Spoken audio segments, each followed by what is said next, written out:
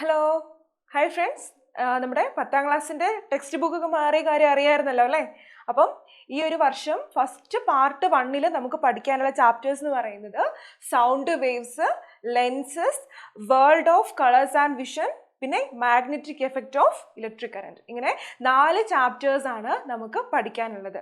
ശബ്ദതരംഗങ്ങൾ, ലെൻസുകൾ, കാഴ്ചയും വർണ്ണങ്ങളുടെ ലോകവും, പിന്നെ വൈദ്യുതിയുടെ കാന്തിക ഫലം. ഇങ്ങനെ 4 ചാപ്റ്റേഴ്സ് ആണ് നമുക്ക് പഠിക്കാനുള്ളത്. ഇന്ന് നമ്മൾ എടുക്കാൻ പോകുന്നത് സൗണ്ട് വേവ്സ്, അതായത് ശബ്ദ തരംഗങ്ങൾ. ചാപ്റ്റർ 1 ഫിസിക്സിലെ 10th ഫസ്റ്റ് ചാപ്റ്റർ ആയിട്ടുള്ള സൗണ്ട് വേവ്സിനെ കുറിച്ചാണ് ഇതിൽ പഠിക്കാൻ പോകുന്നത്. ഈ ഒരു ചാപ്റ്ററിൽ നമുക്ക് മെയിൻ ആയിട്ട് വരുന്ന ടോപ്പിക്കുകൾ എന്താണെന്ന് പരിചയപ്പെട്ടാൽ, ഫസ്റ്റ് വൺ ഫോഴ്സ്ഡ് വൈബ്രേഷൻ, പിന്നെയോ റെസൊണൻസ്, വേവ്സ്, മെക്കാനിക്കൽ വേവ്സ് എന്താണ്, ട്രാൻസ്വേഴ്സ് വേവ്സ് എന്താണ്, ലോജിറ്റ്യൂഡിനൽ വേവ്സ് എന്താണ്, അങ്ങനത്തെ കുറച്ച് ഡീറ്റെയിൽസ് ആണ് നമ്മളിത് പഠിക്കാൻ പോകുന്നത്. മനസ്സിലായല്ലോ? അതായത് വേവ്സിന്റെ ഒരു തരംഗത്തിന്റെ ക്യാരക്ടറിസ്റ്റിക്സ് എന്താണ്, അതേപോലെ റിഫ്ലക്ഷൻ ഓഫ് സൗണ്ട്, ശബ്ദത്തിന്റെ പ്രതിപതനം എന്താണ്, പ്രതിപതനം എന്താണ്, അതേപോലെ റിവർബറേഷൻ എന്താണ്, എക്കോ എന്താണ്, അതുപോലെ തന്നെ ഓഡിബിലിറ്റി ലിമിറ്റ് എന്ന് പറയുന്ന ഒരു പോർഷനും കൂടെ നമ്മൾ ഇതിൽ പഠിക്കാനുണ്ട്. ഓഡിബിലിറ്റി ലിമിറ്റ് മനസ്സിലായല്ലോ? ഈ ഒരു ചാപ്റ്ററിൽ വരുന്ന മെയിൻ ടോപ്പിക്കുകൾ ഏതാണെന്ന് മനസ്സിലായല്ലോ? ഏതൊക്കെയാണ്? ഫോഴ്സ്ഡ് വൈബ്രേഷൻ ഉണ്ട്, റെസൊണൻസ് അതായത് പ്രണോദിത കമ്പനം എന്നാൽ എന്ത്, അനുനാദം എന്താണ്, തരംഗങ്ങൾ, ശബ്ദ തരംഗങ്ങൾ എന്താണ്, യാന്ത്രിക തരംഗങ്ങൾ എന്താണ്, അനുപ്രസ്ഥ തരംഗങ്ങൾ, അനുദൈർഘ്യ തരംഗങ്ങൾ, തരംഗത്തിന്റെ സവിശേഷതകൾ, പിന്നെ വരുന്നത് ശബ്ദത്തിന്റെ പ്രതിപതനം, അനുരണനം, എക്കോയ്ക്ക് നമ്മൾ എന്താ പറയാ, പ്രതിധ്വനി എന്താണെന്നും ഉള്ളതുമാണ് ഈ ഒരു 10th സൗണ്ട് വേവ്സ് എന്ന് പറയുന്ന ചാപ്റ്ററിൽ നമുക്ക് പഠിക്കാനായിട്ടുള്ളത്. ഓക്കെ ആണല്ലോ? അതിൽ ഫസ്റ്റ് നമ്മൾ പഠിക്കാൻ പോകുന്നത് എന്താണ്, ഫോഴ്സ്ഡ് വൈബ്രേഷൻ അല്ലെങ്കിൽ അതുപോലെ തന്നെ റെസൊണൻസ്. ഫോഴ്സ്ഡ് വൈബ്രേഷൻ എന്താണ്, റെസൊണൻസ് എന്താണെന്നുള്ളതാണ് ഫസ്റ്റ് ചാപ്റ്ററിൽ നമ്മൾ പഠിക്കാൻ പോകുന്നത്. നമുക്കറിയാം, നമ്മളൊരു മൊബൈൽ ഫോണ് വൈബ്രേഷൻ മോഡിൽ എന്ത് ചെയ്യുന്നു, ഒരു ടേബിളിൽ വെക്കാൻ വിചാരിക്കുക. പെട്ടെന്ന് നമ്മളൊരു കോൾ വരുന്ന സമയത്ത് ആ ഫോൺ വൈബ്രേറ്റ് ചെയ്യുന്നതിനോടൊപ്പം തന്നെ എന്തും കൂടെ വൈബ്രേറ്റ് ചെയ്യും, ആ ഒരു ടേബിളും കൂടെ വൈബ്രേറ്റ് ചെയ്യും. ഇതിനെയാണ് ഫോഴ്സ്ഡ് വൈബ്രേഷൻ എന്ന് പറയുന്നത്. അതായത് ഒരു വൈബ്രേറ്റ് ചെയ്യുന്ന അല്ലെങ്കിൽ കമ്പനം ചെയ്യുന്ന ഒരു വസ്തുവിൻ്റെ പ്രേരണ മൂലം മറ്റൊരു വസ്തു കൂടി എന്ത് ചെയ്യുന്നു, കമ്പനം ചെയ്യുന്നു. ഇതിനെയാണ് നമ്മൾ ഫോഴ്സ്ഡ് വൈബ്രേഷൻ എന്ന് പറയുന്നത്. Forced vibration of an object is എന്താണ്, ഒരു വൈബ്രേറ്റ് ചെയ്തുകൊണ്ടിരിക്കുന്ന ഒരു വസ്തുവിൻ്റെ പ്രേരണ. ഫോർ എക്സാമ്പിൾ, ഞാൻ ഈ ഒരു ഇതിനെ വൈബ്രേറ്റ് ചെയ്യണം, ഒരു റെഡ് ബോബിനെ വൈബ്രേറ്റ് ചെയ്യിക്കുന്ന സമയത്ത് എന്ത് ചെയ്യും, ഈ റെഡ് ബോബ് ആയിരിക്കും വൈബ്രേറ്റ് ചെയ്യുക. മനസ്സിലായോ? അതേപോലെ തന്നെ ഈ ഗ്രീൻ ആണ് വൈബ്രേറ്റ് ചെയ്യിക്കുന്നതെങ്കിലോ ഈ ഗ്രീൻ വൈബ്രേറ്റ് ചെയ്യും. ബാക്കി റെഡും ബ്ലൂവും എങ്ങനെയായിരിക്കും, റെസ്റ്റിലായിരിക്കും. അതേപോലെ തന്നെ ഗ്രീൻ ആണ് നമ്മൾ ബ്ലൂ ആണ് വൈബ്രേറ്റ് ചെയ്യിക്കുന്നതെങ്കിൽ ബ്ലൂ ആയിരിക്കും വൈബ്രേറ്റ് ചെയ്യുക. മനസ്സിലായല്ലോ? അപ്പം ഫോഴ്സ്ഡ് വൈബ്രേഷൻ എന്ന് പറഞ്ഞാൽ എന്താണ്, വൈബ്രേറ്റ് ചെയ്യുന്ന ഒരു വസ്തു, ആ ഒരു വസ്തുവിൻ്റെ പ്രേരണ കൊണ്ട് മറ്റൊരു വസ്തു കൂടി എന്ത് ചെയ്യുന്നു, വൈബ്രേറ്റ് ചെയ്യുന്നു. ഇതിനെയാണ് നമ്മൾ ഫോഴ്സ്ഡ് വൈബ്രേഷൻ എന്ന് അല്ലെങ്കിൽ പ്രണോദിത കമ്പനം എന്ന് പറയുന്നത്. അപ്പം ഞാൻ പറയുന്നു, ഒരു വൈബ്രേറ്റ് ചെയ്യുന്ന അല്ലെങ്കിൽ കമ്പനം ചെയ്യുന്ന ഏതൊരു വസ്തുവിനും ഒരു ഫ്രീക്വൻസി ഉണ്ട് അല്ലേ?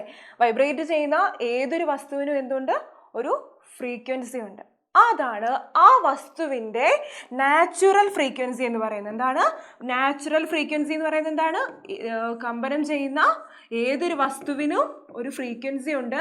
അതായിരിക്കും ആ വസ്തുവിൻ്റെ നാച്ചുറൽ ഫ്രീക്വൻസി, അല്ലെങ്കിൽ നമ്മൾ അതിനെ വിളിക്കുന്ന പേരാണ് സ്വാഭാവിക ആവൃത്തി എന്ന് നമ്മൾ മലയാളത്തിൽ പറയും. സ്വാഭാവിക ആവൃത്തി.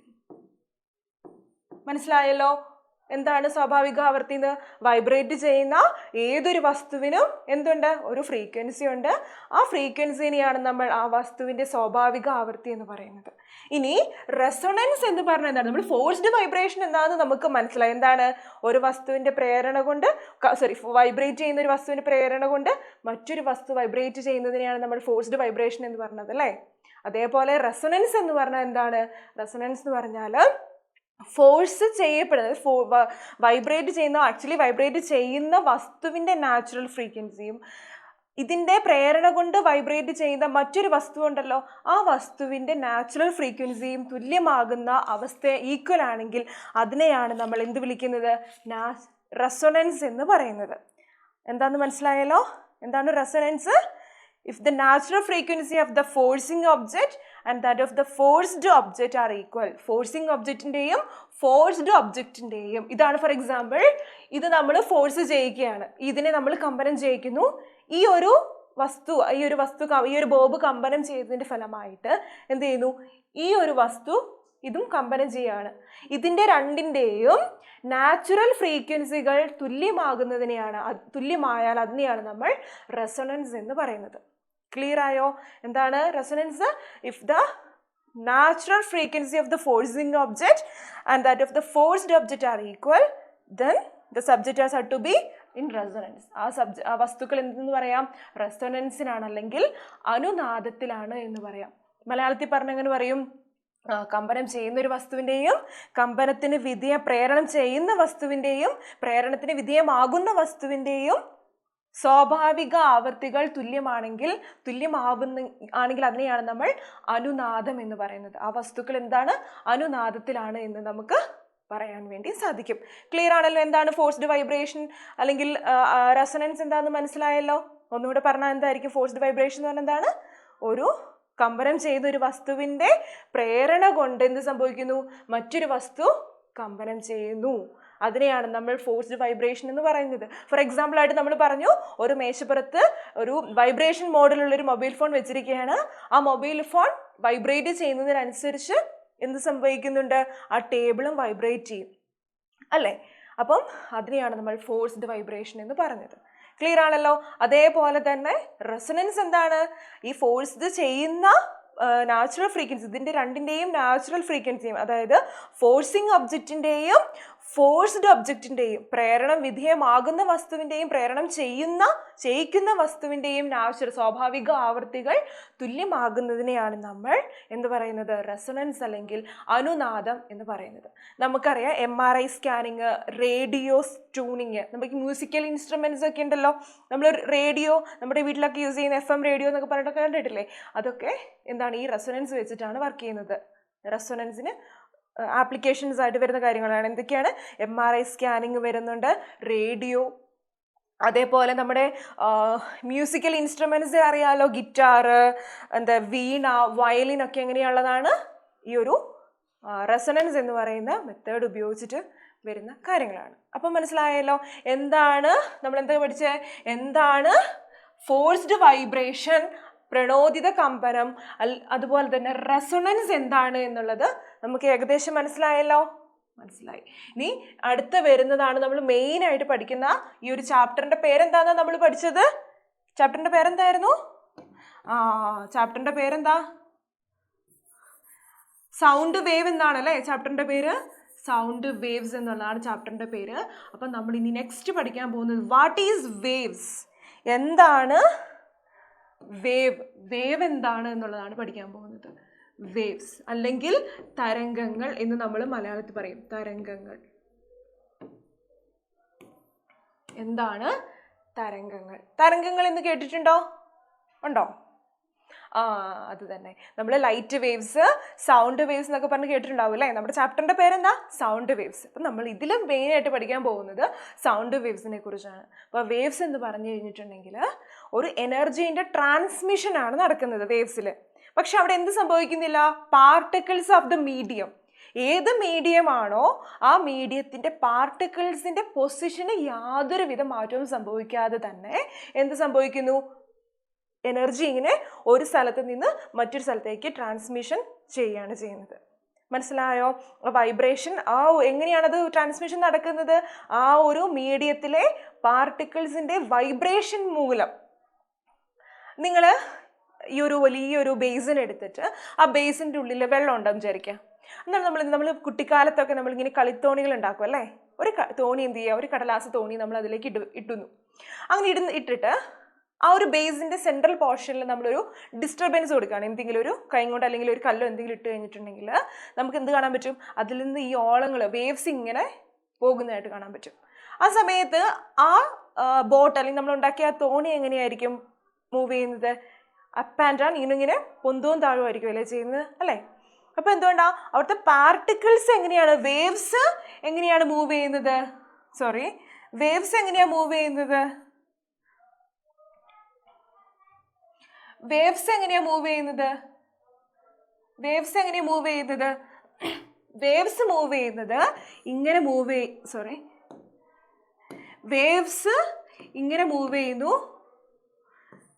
വേവ്സ് ഇങ്ങനെ മൂവ് ചെയ്യുന്നു. പാർട്ടിക്കിൾസ് ഓഫ് ദ മീഡിയം, ഇതിലിങ്ങനെ പാർട്ടിക്കിൾസ് ഉണ്ടാവുമല്ലോ. ഇപ്പോൾ വാട്ടർ ആണെങ്കിൽ വാട്ടർ പാർട്ടിക്കിൾസ് ഇല്ലേ, എയറിലാണെങ്കിൽ പാർട്ടിക്കിൾസ് ഉണ്ടല്ലോ. ഈ പാർട്ടിക്കിൾസ് എങ്ങനെയാ അപ്പ് ആൻഡ് ഇങ്ങനെ മൂവ് ചെയ്യുന്നു, വേവ്സ് ഈ ഒരു ഡയറക്ഷനിൽ ഇങ്ങനെ മൂവ് ചെയ്യുകയും ചെയ്യുന്നു. പക്ഷെ പാർട്ടിക്കിൾസിന് എന്ത് സംഭവിക്കുന്നില്ല? സ്ഥാനമാറ്റം സംഭവിക്കുന്നില്ല. നമ്മുടെ ടെക്സ്റ്റ് ബുക്കിൽ ഒരു എക്സ്പെരിമെൻ്റ് കൊടുത്തിട്ടുണ്ട്. അതിങ്ങനെയാണ്, ഒരു ട്യൂബ് എടുക്കുന്നു. ആ ട്യൂബിൻ്റെ ഉള്ളിൽ ഒരു ക്ലോസ്ഡ് ട്യൂബ് എടുക്കുകയാണ്. ആ ട്യൂബിൻ്റെ ഉള്ളിൽ എന്താ എടുക്കുന്നതെന്ന് അറിയാമോ? കുറച്ച് പേപ്പർ ബോൾസ് അവരിങ്ങനെ ഇട്ടു. എക്സ്പെരിമെൻ്റ് ചെയ്യാൻ വേണ്ടിയിട്ട് കുറേ പേപ്പർ ബോൾസ് ഇങ്ങനെ ഇട്ടു. എന്നിട്ട് ഈ ഒരു ഭാഗം ഓപ്പൺ ആക്കിയതിന് ശേഷം എന്താ ചെയ്യുന്നത്? ഒരു സൗണ്ട് ഡിവൈസ്, സൗണ്ട് കൊടുക്കുന്ന സൗണ്ട് ഡിവൈസ് കൊടുത്തു. ഇതിലൂടെ സൗണ്ട് കൊടുക്കുമ്പോൾ എന്താ സംഭവിച്ചതെന്ന് അറിയാമോ? ഈ ഒരു പാർട്ടിക്കിൾസ് എന്ത് ചെയ്യുന്നു? ഈ ഒരു ഡയറക്ഷൻ ഇങ്ങോട്ടേക്ക് പോവാതെ, അതായത് ഇങ്ങനെ ക്ലോസ്ഡ് ആണ്. ആ ഒരു ട്രാൻസ്പെറൻറ്റ് ട്യൂബാണ്. അതിൻ്റെ ഉള്ളിൽ കുറച്ച് പേപ്പർ ബോൾസ് ചെറിയതായിട്ട് ചുരുട്ടി എന്ത് ചെയ്യുന്നു? ഈ ഒരു ട്രാൻസ്പെറൻറ്റ് ബോളിൻ്റെ ഉള്ളിൽ ഇട്ടു. അങ്ങനെ ഇട്ടിട്ട് ഇവിടെ നിന്ന് ഒരു സൈഡിൽ എന്ത് ചെയ്തു?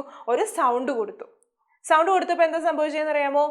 ആ പേപ്പർ ബോൾസ് അതിൻ്റെ പൊസിഷൻ എവിടെയാണോ ഉള്ളത് ആ പൊസിഷനിൽ നിന്ന് തന്നെ മുകളിലോട്ട് ഇങ്ങനെ ജസ്റ്റ് ഒന്ന് വൈബ്രേറ്റ് ചെയ്യാൻ വേണ്ടി മാത്രം തുടങ്ങി. പക്ഷെ എന്ത് സംഭവിച്ചില്ല?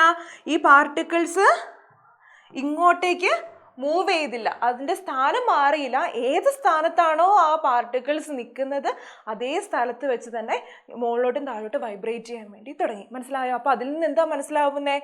വേവ്സ് പാർട്ടിക്കിൾസ് എനർജി, കാരണം ഇത് വൈബ്രേറ്റ് ചെയ്തപ്പോൾ ഉണ്ടായ എനർജി ഇതിലേക്ക് പോയി, ഇത് വൈബ്രേറ്റ് ചെയ്തപ്പോൾ എനർജി ഇങ്ങോട്ടേക്ക് വന്നു.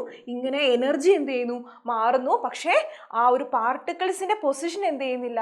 മാറുന്നില്ല. ഇതിനെയാണ് നമ്മൾ വേവ് മോഷൻ എന്നതുകൊണ്ട് ഉദ്ദേശിക്കുന്നത്. വേവ് മോഷൻ എന്താണ്? It is the transmission of energy from one part to another part without change the position of the particle of the medium. മീഡിയത്തിൻ്റെ പാർട്ടിക്കിൾസ്, അതായത് ഏത് മാധ്യമമാണോ ഉള്ളത് ആ മാധ്യമത്തിലെ കണികകളുടെ സ്ഥാനം മാറാതെ തന്നെ എന്ത് സംഭവിക്കുന്നു? എനർജി മറ്റൊരു സ്ഥലത്ത് നിന്ന് വേറൊരു സ്ഥലത്തേക്ക് ട്രാൻസ്മിഷൻ ചെയ്യുന്നു. കിട്ടിയല്ലോ? ക്ലിയർ ആയല്ലോ? എന്താണെന്ന് മനസ്സിലായല്ലോ എന്താണ് വേവ്സ്? അപ്പം വേവ്സ് എന്ന് പറയുന്നത് ഇവിടെ നോക്കിക്കേ, നിങ്ങൾക്ക് 2 ടൈപ്പ് വേവ് കാണാൻ പറ്റുന്നുണ്ടല്ലേ? ഉണ്ടല്ലോ. അതിന് മുൻപ് നമ്മൾ പഠിക്കേണ്ട വേറൊരു കാര്യമുണ്ട്. എന്താണ് ഇവിടെ നോക്കിക്കേ? Transmission of waves. ഞാൻ പറഞ്ഞു വേവ്സ് എന്ന് പറയുന്നത് ഉണ്ടെന്ന് പറഞ്ഞു. ഇങ്ങോട്ടേക്ക് നമുക്ക് മാറ്റി വെക്കാം അതിനെ. ഓക്കെ, അപ്പോൾ വേവ്സ് എന്ന് പറഞ്ഞാൽ എന്താണെന്നാ പറഞ്ഞത്? ട്രാൻസ്മിഷൻ ഓഫ് എനർജി എന്ന് പറഞ്ഞല്ലേ. ഇനി വേവ്സിനെ നമുക്ക് 2ആയിട്ട് തിരിക്കാം. എന്താണ്? വേവിനെ നമ്മൾ ക്ലാസിഫൈ ചെയ്തിരിക്കുന്നത് 2ആയിട്ട്. കാണാൻ പറ്റുന്നുണ്ടോ നിങ്ങൾക്ക്? നമുക്ക് ഇതൊന്ന് മാറ്റി നോക്കാം. വേവ്സിനെ നമുക്ക് 2ആയിട്ട് തിരിക്കാം. ഒന്നാമത്തേത് എന്ന് പറഞ്ഞാൽ എന്താണ്? മെക്കാനിക്കൽ വേവ്സ് എന്ന് പറയും. മെക്കാനിക്കൽ വേവ്സ് കേട്ടിട്ടുണ്ടോ? മെക്കാനിക്കൽ വേവ്സ്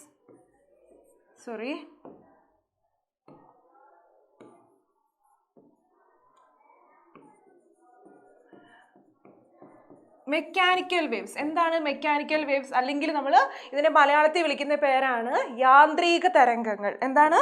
യാന്ത്രിക തരംഗങ്ങൾ.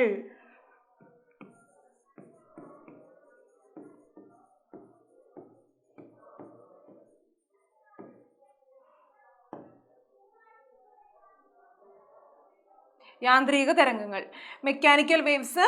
രണ്ടാമത്തേതെന്ന് പറഞ്ഞു കഴിഞ്ഞിട്ടുണ്ടെങ്കിൽ electromagnetic waves. Electromagnetic waves.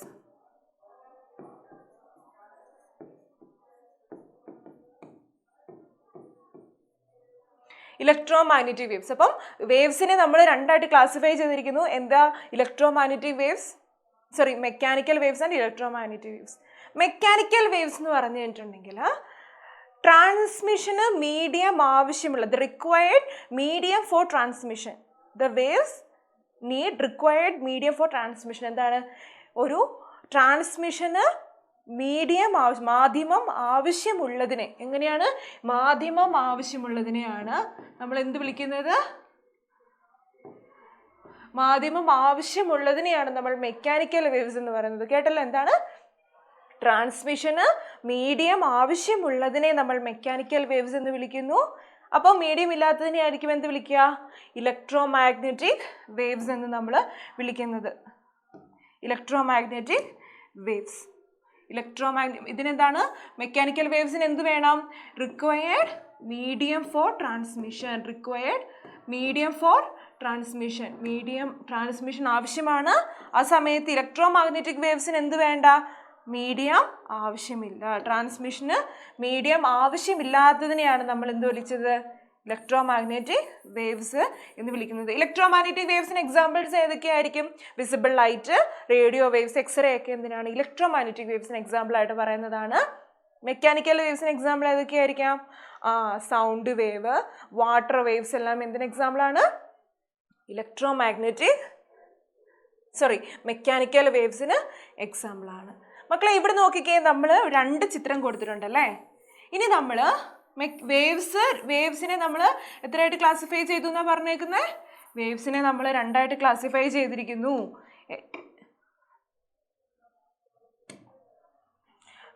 Waves നമ്മൾ എന്തായിട്ടാണ് ക്ലാസിഫൈ ചെയ്തിരിക്കുന്നത്? രണ്ടായിട്ട് ക്ലാസിഫൈ ചെയ്തിരിക്കുന്നു. ഇവിടെ എഴുതാം. വേവ്സ് ക്ലാസിഫൈ ചെയ്തിരിക്കുന്നു.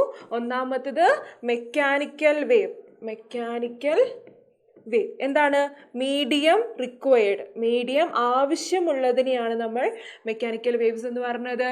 ആ സമയത്ത് ഇലക്ട്രോമാഗ്നെറ്റിക്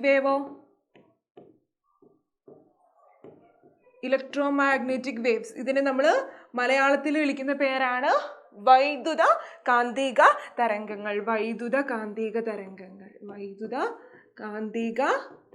അവിടെ എന്ത് വേണം? എന്ത് വേണ്ട? നോ മീഡിയം റിക്വയർഡ് അല്ലേ? മീഡിയം മാധ്യമം ആവശ്യമില്ല. നോ മാധ്യമം ആവശ്യമില്ലാത്ത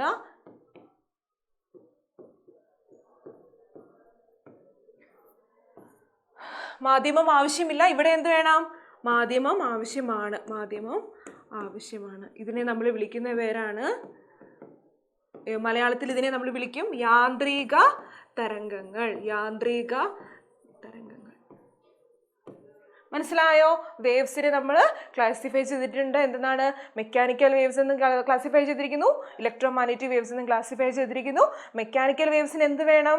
മീഡിയം ഫോർ ട്രാൻസ്മിഷൻ, അതായത് മാധ്യമം ആവശ്യമുള്ളതിനെയാണ് നമ്മൾ മെക്കാനിക്കൽ വേവ്സ് എന്ന് പറയുന്നത്. രണ്ടാമത്തേതോ? ഇലക്ട്രോമാഗ്നെറ്റിക് വേവ്സിന് എന്ത് ആവശ്യമില്ല? മാധ്യമം ആവശ്യമില്ല. മനസ്സിലായല്ലോ? ഇനി നമ്മൾ ഈ ഒരു ചാപ്റ്ററിലെ മീഡിയത്തിൽ നമ്മൾ പറഞ്ഞു മെക്കാനിക്കൽ വേവ്സ് ആണ് ഡീറ്റെയിൽ ആയിട്ട് നമ്മൾ ഇനി പഠിക്കാൻ പോകുന്നത്. ഇലക്ട്രോമാഗ്നെറ്റിക് വേവ്സിനെ കുറച്ച് നമുക്ക് അങ്ങോട്ടേക്ക് മാറ്റി വെച്ചിട്ട് എന്തിനെ കുറിച്ച് പഠിക്കണം? മെക്കാനിക്കൽ വേവ്സിനെ കുറിച്ച് നമുക്ക് പഠിക്കാം. ഓക്കെ ആണല്ലോ? എന്താണ് മെക്കാനിക്കൽ വേവ്സ്? പറഞ്ഞേ. മീഡിയം ആവശ്യമുള്ളതിനെയാണ് നമ്മൾ എന്ത് പറഞ്ഞത്? മെക്കാനിക്കൽ വേവ്സ് എന്ന് പറഞ്ഞല്ലേ? മീഡിയം ആവശ്യമുള്ള വേവ്സിനെയാണ് മെക്കാനിക്കൽ വേവ്സ് എന്ന് പറയുന്നു. അപ്പം മെക്കാനിക്കൽ വേവ്സിനെ ഇവിടെ രണ്ടായിട്ട് ക്ലാസിഫൈ ചെയ്തിട്ടുണ്ട്. മക്കളെ ഇവിടെ കാണാൻ പറ്റുന്നുണ്ടല്ലോ. എന്താണ് മെക്കാനിക്കൽ വേവ്സിനെ രണ്ടായിട്ട് ക്ലാസിഫൈ ചെയ്തേക്കുന്നത്? നോക്കിക്കേ. നിങ്ങൾക്ക് ഇവിടെ രണ്ട് ടൈപ്പ് വേവ്സ് കാണാൻ പറ്റും അല്ലേ? രണ്ട് ടൈപ്പ് വേവ്സ് കാണാൻ പറ്റും. ഏതൊക്കെയാണ്?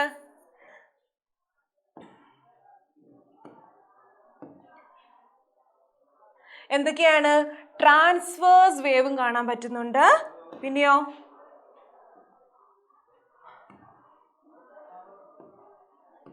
ലോഞ്ചിറ്റ്യൂഡിനൽ വേവ് കാണാൻ പറ്റുന്നുണ്ടോ? ട്രാൻസ്വേഴ്സ് വേവ്സ് എന്നുണ്ട്, ലോഞ്ചിറ്റ്യൂഡിനൽ വേവും ഉണ്ടല്ലേ. അപ്പം മെക്കാനിക്കൽ വേവ്സിനെ നമ്മൾ എങ്ങനെയാണ് ക്ലാസിഫൈ ചെയ്തിരിക്കുന്നത്? Transverse wave and mechanical wave, longitudinal wave. Mechanical വേവ്സിനെ ക്ലാസിഫൈ ചെയ്തിരിക്കുന്നത് ഏതൊക്കെ രീതിയിലാണ്? Transverse wave and longitudinal wave. എന്താണ് ട്രാൻസ്വേഴ്സ് വേവ്? ഇവിടെ നോക്കിക്കേ, നിങ്ങൾക്ക് ഈ ഒരു ഗ്രാഫ് കാണാൻ പറ്റുന്നുണ്ടല്ലേ. ഏതാണ് ഈ ഒരു ഗ്രാഫ്? നിങ്ങൾക്ക് കാണാൻ പറ്റുന്നുണ്ടല്ലോ. ഇതാണ് ട്രാൻസ്വേഴ്സ് വേവ് എന്ന് പറയുന്നത്. ഫോർ എക്സാമ്പിൾ പറയുകയാണെങ്കിൽ, ഈ ഒരു particles of the medium vibrate perpendicular the direction of propagation of wave. അതായത് വേവിൻ്റെ പ്രൊപ്പഗേഷന്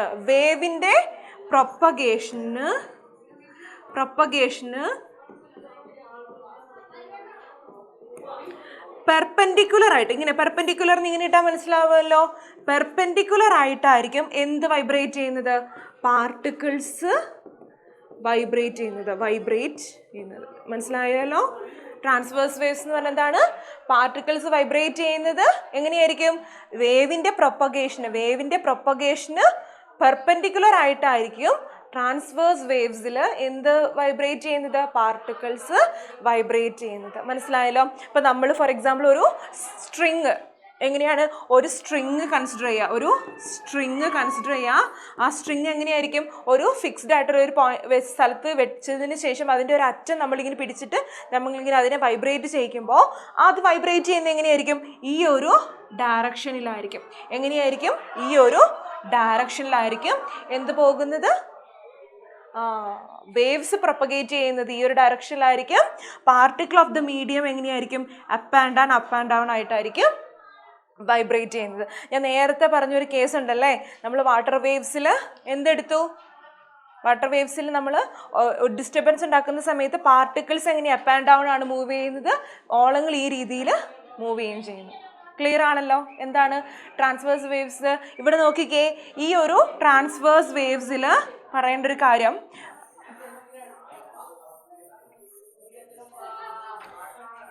ഇവിടെ നോക്കിക്കേ, ഒരു ഉയർന്ന ഒരു ഭാഗം ഉണ്ടല്ലേ. അതായത് ഇവിടെ നോക്കിക്കേ, ഞാനൊരു ട്രാൻസ്വേഴ്സ് വേവിൻ്റെ ഇമേജ് വരയ്ക്കാൻ പോവാണേ. അപ്പോൾ നിങ്ങൾക്ക് കുറച്ചും കൂടി ഡീറ്റെയിൽ ആയിട്ട് നിങ്ങൾക്ക് മനസ്സിലാക്കാൻ വേണ്ടി പറ്റും.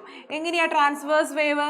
ഇതിങ്ങനെ ഒരു സ്ട്രിങ് ഇവിടെ നമ്മൾ ഫിക്സ്ഡ് ആണെന്ന് വിചാരിക്കുക. ഇതിനിങ്ങനെ വൈബ്രേറ്റ് ചെയ്യിക്കുമ്പോൾ ഈ വേവ് ഇങ്ങനെയായിരിക്കും പോവുക.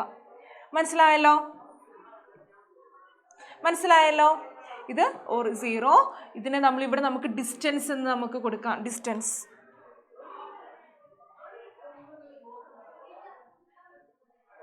ഓക്കെ. അപ്പം ഇതാണ് ഒരു ട്രാൻസ്വേഴ്സ് വേവ് എന്ന് ഞാൻ പറഞ്ഞല്ലേ. ട്രാൻസ്വേഴ്സ് വേവ്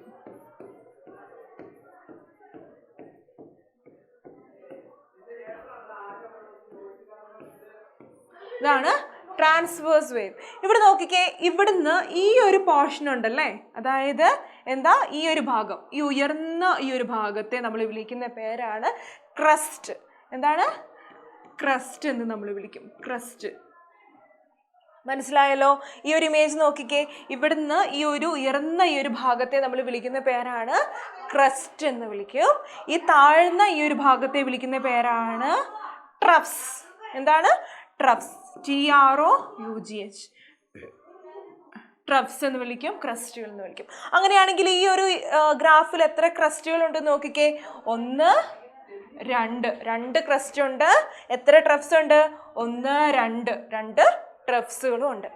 അപ്പം ഇതിനെ മലയാളത്തിൽ വിളിക്കുന്ന പേരാണ്, ക്രസ്റ്റിനെ മലയാളത്തിൽ വിളിക്കുന്ന പേരാണ് ഉയരം കൂടി എന്നല്ലേ. അപ്പം ശൃംഖങ്ങൾ. ഇതെന്താണ്?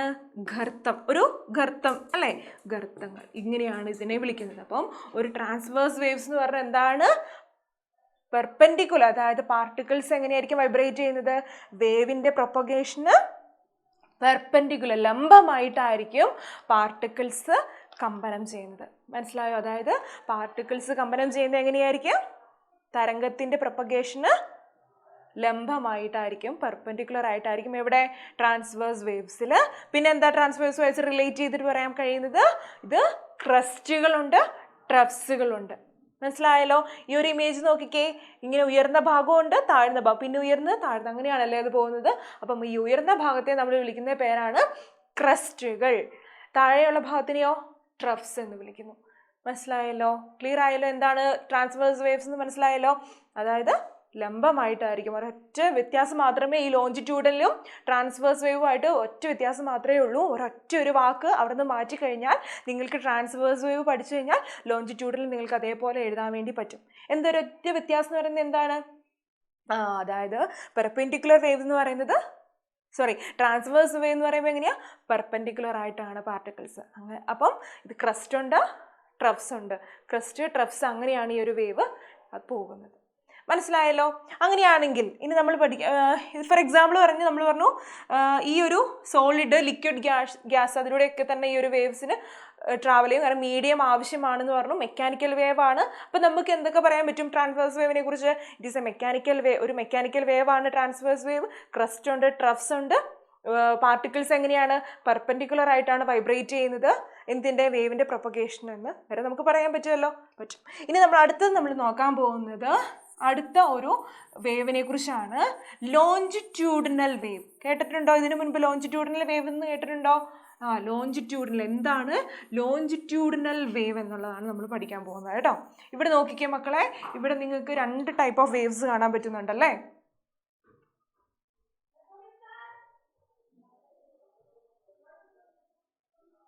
രണ്ട് ടൈപ്പ് ഓഫ് വേവ് കാണാൻ പറ്റുന്നുണ്ട്. അപ്പം ഞാൻ ഓൾറെഡി പറഞ്ഞു, ഇതാണ് എന്ത്? ട്രാൻസ്വേഴ്സ് വേവ് എന്ന് നമ്മൾ ഓൾറെഡി പറഞ്ഞു കഴിഞ്ഞു. ട്രാൻസ്വേഴ്സ് വേവ് അല്ലേ? ഇവിടെ നോക്കിക്കേ, ഇതാണ് ലോഞ്ചിറ്റ്യൂഡിനൽ വേവ്. നമ്മൾ സൗണ്ട് സംസാരിക്കുന്ന സമയത്ത് എന്താ സംഭവിക്കുന്നത്? നമ്മളുടെ സൗണ്ട് വൈബ്രേഷൻസ് എങ്ങനെയാ?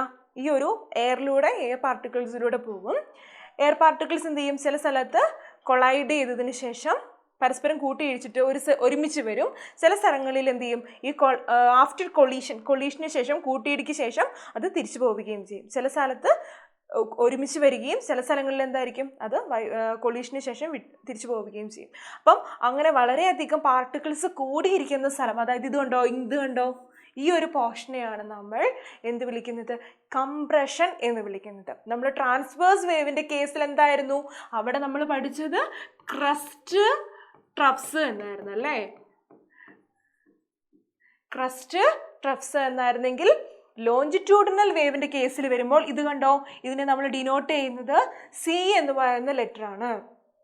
അവിടെ കംപ്രഷൻ എന്ന് പറയുന്നത് high pressure region, high pressure ഉള്ള ഏരിയനെയാണ് നമ്മൾ കംപ്രഷൻ എന്ന് പറയുന്നത്. ഇവിടെ നോക്കിക്കേ, ഇവിടെ വിട്ടുവിട്ടാണല്ലേ ഉള്ളത് പാർട്ടിക്കിൾസ് അകന്നകന്നല്ലേ ഉള്ളത്. അവിടെ ലോ പ്രഷർ ആയിരിക്കും. അതിനെ നമ്മൾ വിളിക്കുന്ന പേരാണ് റെയർഫ്രാക്ഷൻ.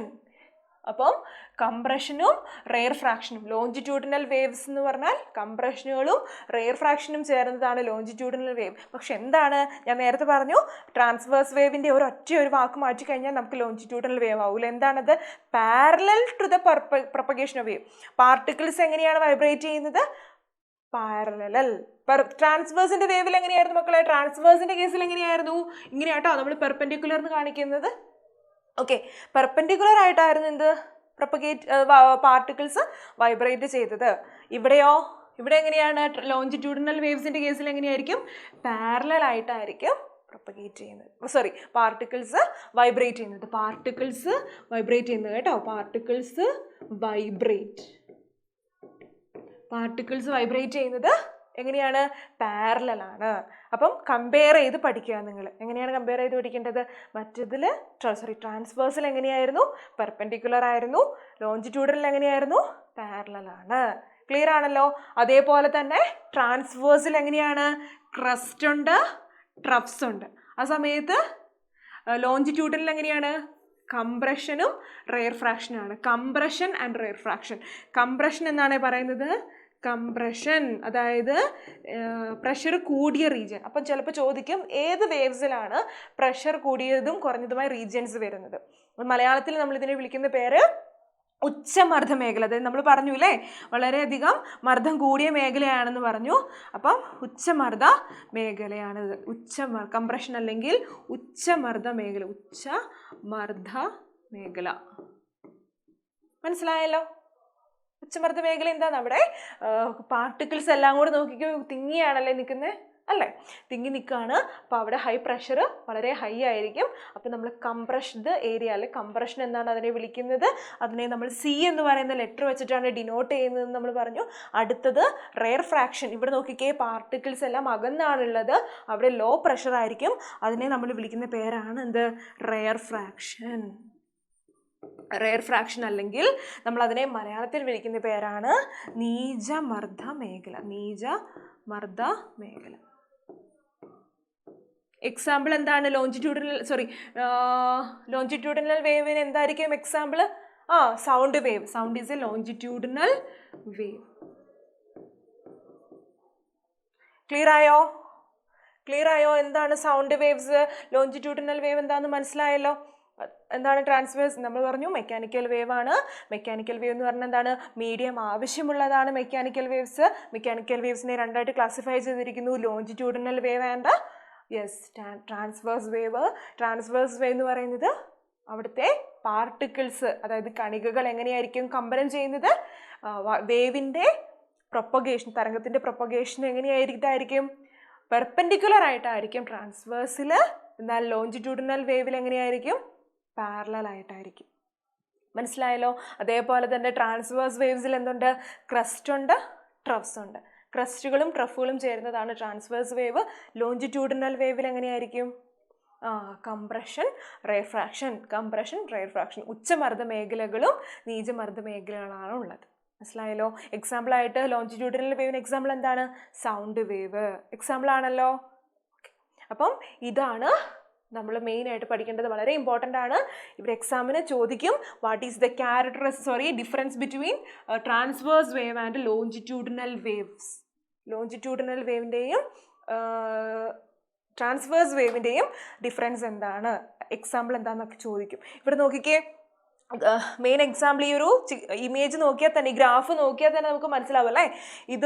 ഈ ഒരു ഗ്രാഫ് നിങ്ങൾ എന്ത് ചെയ്യുക? വരച്ച് വെക്കുക. എന്നിട്ട് ഇത് ട്രഫ്സ് ആണ്, ഇത് ക്രസ്റ്റ് ട്രഫ്സുകൾ ചേരുന്നതാണ് എന്ന് മനസ്സിലാക്കുക. ഇതെന്ന് പറയുന്നത് കംപ്രഷൻ, റെയർഫ്രാക്ഷൻ ചേരുന്നതാണ് എന്ന് മനസ്സിലാക്കുക. ലോഞ്ചിറ്റ്യൂഡിനൽ വേവ് അതിന് എക്സാമ്പിൾ ആണ് സൗണ്ട് വേവ് എന്ന് പറയുന്നത്. ക്ലിയർ ആണെന്ന് വിശ്വസിക്കുന്നു അല്ലേ? ക്ലിയർ അല്ലേ? ഓക്കെ. ഇനി നമ്മൾ അടുത്തത് നോക്കാൻ പോകുന്നത് മെയിനായിട്ട് ലോഞ്ചിറ്റ്യൂഡിനൽ വേവ്. ഇത് നോക്കിക്കേ മക്കളെ, ഒരു ട്യൂണിംഗ് ഫോർക്ക് വൈബ്രേറ്റ് ചെയ്യിച്ചപ്പോഴുള്ള വൈബ്രേഷൻസ് ആണ് ഇങ്ങനെ പോകുന്നത്. അപ്പോൾ പാർട്ടിക്കിൾസ് ഓഫ് ദ മീഡിയം എങ്ങനെയാണ്? ചില സ്ഥലങ്ങളിൽ തിങ്ങിയാണ് ഇരിക്കുന്നത്. ഇവിടെയൊക്കെ വളരെയധികം ഇതുണ്ടോ? ഈ ഒരു പോർഷൻ നോക്കിക്കേ, ഇവിടെ നോക്കിക്കേ, ഈ ഒരു പോർഷൻസിലെല്ലാം ഇതുണ്ടോ? പാർട്ടിക്കിൾസ് തിങ്ങിയാണ് നിൽക്കുന്നത് അല്ലേ? ഈ ഒരു ഭാഗത്തൊക്കെ പാർട്ടിക്കിൾസ് തിങ്ങിയാണ് നിൽക്കുന്നത് ഇവിടെയൊക്കെ. ആ സമയത്ത് ഇവിടെയൊക്കെയോ പാർട്ടിക്കിൾസ് അകന്നാണ്. ഇതിനെ നമ്മൾ കംപ്രഷൻ എന്ന് വിളിച്ചു, ഇതിനെ നമ്മൾ റെയർ ഫ്രാക്ഷൻ എന്ന് വിളിച്ചു. ഇതും എന്താണ്? Compression, rare fraction, compression, rare fraction. Clear ആണെന്ന് വിശ്വസിക്കുന്നു. അതേപോലെ തന്നെ ഇവിടെ ട്രാൻസ്വേഴ്സ് വേവ്സ് എന്ന് പറയും. ഓക്കെ ആണല്ലോ? ഇനി നമ്മൾ പഠിക്കാൻ പോകുന്നതാണ് നമ്മൾ ഓസിലേഷൻ. നിങ്ങൾ 9ാം ക്ലാസ്സിൽ നിങ്ങൾ ഓസിലേഷൻ പഠിച്ച സമയത്ത് നമ്മൾ കുറച്ച് വാക്കുകൾ അവിടെ പരിചയപ്പെട്ടിട്ടുണ്ടാവും. പീരിയഡ്, അതുപോലെ ഫ്രീക്വൻസി, ആവൃത്തി, ആയതി, ആംപ്ലിറ്റ്യൂഡ് എന്നൊക്കെ പറയുന്ന വാക്കുകൾ നമ്മൾ പരിചയപ്പെട്ടിട്ടുണ്ടാവും. അതേപോലെ തന്നെ വേവ്സ്, നിങ്ങളുടെ ടെക്സ്റ്റ് ബുക്കിൽ ക്യാരക്ടറിസ്റ്റിക്സ് ഓഫ് വേവ്സ് എന്ന് പറഞ്ഞിട്ടാണ് അത് കൊടുത്തിരിക്കുന്നത്. എങ്ങനെയാണ്? ക്യാരക്ടറിസ്റ്റിക്സ് ഓഫ് വേവ് എന്ന് പറഞ്ഞിട്ടാണ് അത് കൊടുത്തിരിക്കുന്നത് കേട്ടോ. അപ്പം ഫസ്റ്റ് നമ്മൾ പഠിക്കാൻ പോകുന്നത് ട്രാൻസ്വേഴ്സ് വേവിൻ്റെ ക്യാരക്ടറിസ്റ്റിക്സ് ആണ്. ഇത് നീക്കി വെക്കാം നമുക്ക് കുറച്ചങ്ങോട്ടേക്ക്. ഇതുകൊണ്ട് എന്താണ് പഠിക്കാൻ പോകുന്നത്? Characteristics of wave. ഇതുകൊണ്ട് ഇവിടെ എഴുതിയേക്കുന്നുണ്ടോ? Characteristics of wave. ഓക്കെ ആണല്ലോ? അപ്പം ക്യാരക്ടറിസ്റ്റിക്സ് ഓഫ് വേവ് എന്താണെന്ന് മനസ്സിലാവുകയാണെങ്കിൽ ഫസ്റ്റത്തെ ക്യാരക്ടറിസ്റ്റിക്സ് എന്താണ്? ആംപ്ലിറ്റ്യൂഡ്. എന്താണ് ആംപ്ലിറ്റ്യൂഡ്? കേട്ടിട്ടുണ്ടോ? ആംപ്ലിറ്റ്യൂഡ് എന്ന് കേട്ടിട്ടുണ്ടോ? നമ്മൾ ഓസിലേഷൻ പഠിച്ച സമയത്ത് നമുക്കറിയാം ആംപ്ലിറ്റ്യൂഡ്. ആംപ്ലിറ്റ്യൂഡ് അല്ലെങ്കിൽ നമ്മൾ ഇതിനെ മലയാളത്തിൽ വിളിക്കുന്ന പേരാണ് ആയതി. ആയതി, ആയതി. എന്താണ് ആയതി? ആയതി മക്കളെ, ഈ ഒരു ഇവിടെ ശ്രദ്ധിച്ചേ, ഈ ഒരു ഗ്രാഫ് വരയ്ക്കുകയാണെങ്കിൽ നമ്മൾ ഒരു ട്രാൻസ്വേഴ്സ് വേവിൻ്റെ ഗ്രാഫ് വരയ്ക്കുന്നു. എങ്ങനെയായിരിക്കും? ഇതിങ്ങനെ പോയി ഇവിടുന്ന് ഇങ്ങനെ ക്രസ്റ്റ് വന്നു, ട്രഫ്സ്, ക്രസ്റ്റ്, ട്രഫ്സ്. ഓക്കെ ആണല്ലോ? ഇതെന്ത് വേവാന്നാ പറഞ്ഞേ?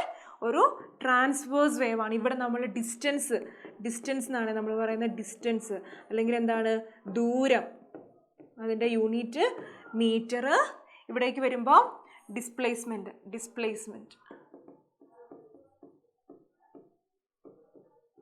അല്ലെങ്കിൽ സ്ഥാനാന്തരം എന്ന് നമ്മൾ പറയും അല്ലേ? മലയാളത്തിൽ എന്താ പറയുന്നത്? സ്ഥാനാന്തരം. ഇതിനെ നമ്മൾ യൂണിറ്റ് ചെയ്യുന്നത് മീറ്ററിലാണ്. ഓക്കെ. ആംപ്ലിറ്റ്യൂഡ്. നമ്മൾ ഓക്സിലേഷൻ്റെ കേസ് പറഞ്ഞപ്പോൾ എന്താ പറഞ്ഞത്? ഇവിടെ ഒരു ബോൾ ഇങ്ങനെ നമ്മൾ കെട്ടിത്തൂക്കിയിട്ടിരിക്കുന്നു.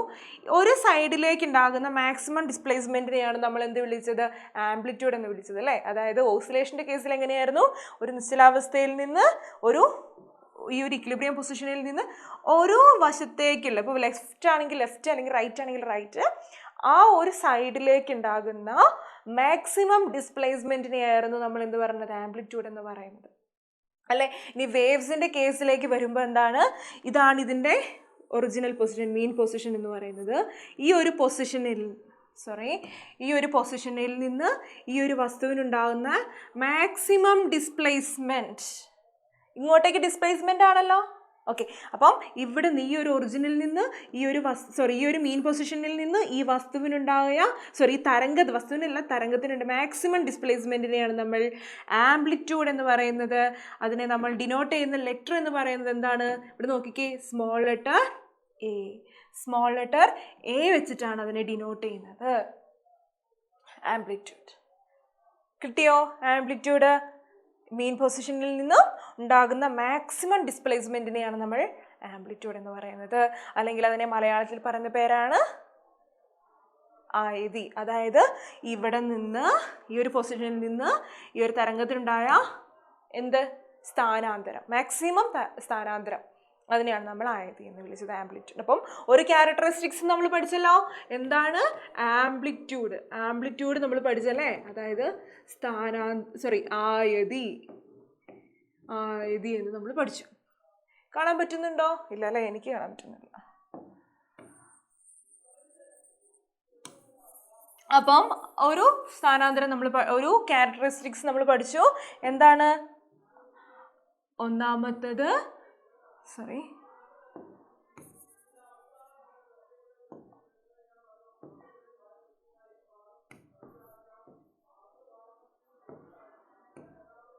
ആയതി, അല്ലെങ്കിൽ നമ്മൾ അതിനെ വിളിക്കുന്ന പേരാണ് ആംപ്ലിറ്റ്യൂഡ്.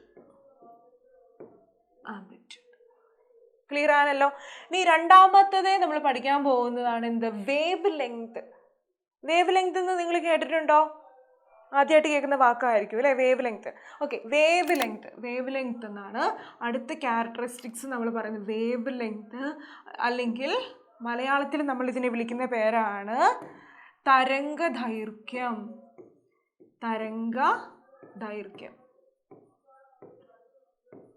ഇതിനെ നമ്മൾ ഡിനോട്ട് ചെയ്യുന്ന ഒരു ലെറ്റർ എന്ന് പറയുന്നത് ഒരു ഗ്രീക്ക് ലെറ്റർ സിമ്പിൾ ഉപയോഗിച്ചിട്ടാണ് നമ്മൾ ഇതിനെ തരംഗദൈർഘ്യത്തെ നമ്മൾ ഡിനോട്ട് ചെയ്യുന്നത്. അതാണ് എന്താണ്? ലാംഡ. കണ്ടിട്ടുണ്ടോ ലാംഡ? ഇതിനു മുമ്പ് നിങ്ങൾ കണ്ടിട്ടുണ്ടോ? അത് ഇങ്ങനെ ഒരു വര വരയ്ക്കുക, സൈഡിലേക്ക് ഇങ്ങോട്ടേക്ക് ഒരു വര വരച്ച് കഴിഞ്ഞിട്ടുണ്ടെങ്കിൽ ലാംഡ എന്നാണ് അത് വായിക്കുന്നത്. ഒരു ഗ്രീക്ക് സിമ്പിളാണ് കേട്ടോ, ഗ്രീക്ക് ലെറ്റർ ആണത് ലാംഡ. മനസ്സിലായല്ലോ? വേവ് ലെങ്ത്, തരംഗദൈർഘ്യം. എന്താണ് വേവ് ലെങ്ത് എന്ന് മനസ്സിലായോ? ഇല്ല. എന്താണ്? ഇവിടെ ഞാൻ പറഞ്ഞു ഇതൊരു ക്രസ്റ്റാന്ന് പറഞ്ഞല്ലേ? ഒരു ക്രസ്റ്റ്. ഇതെന്താണ്? ട്രഫ്. ഇത് ട്രഫാണ്, ഇത് ക്രസ്റ്റാണ്.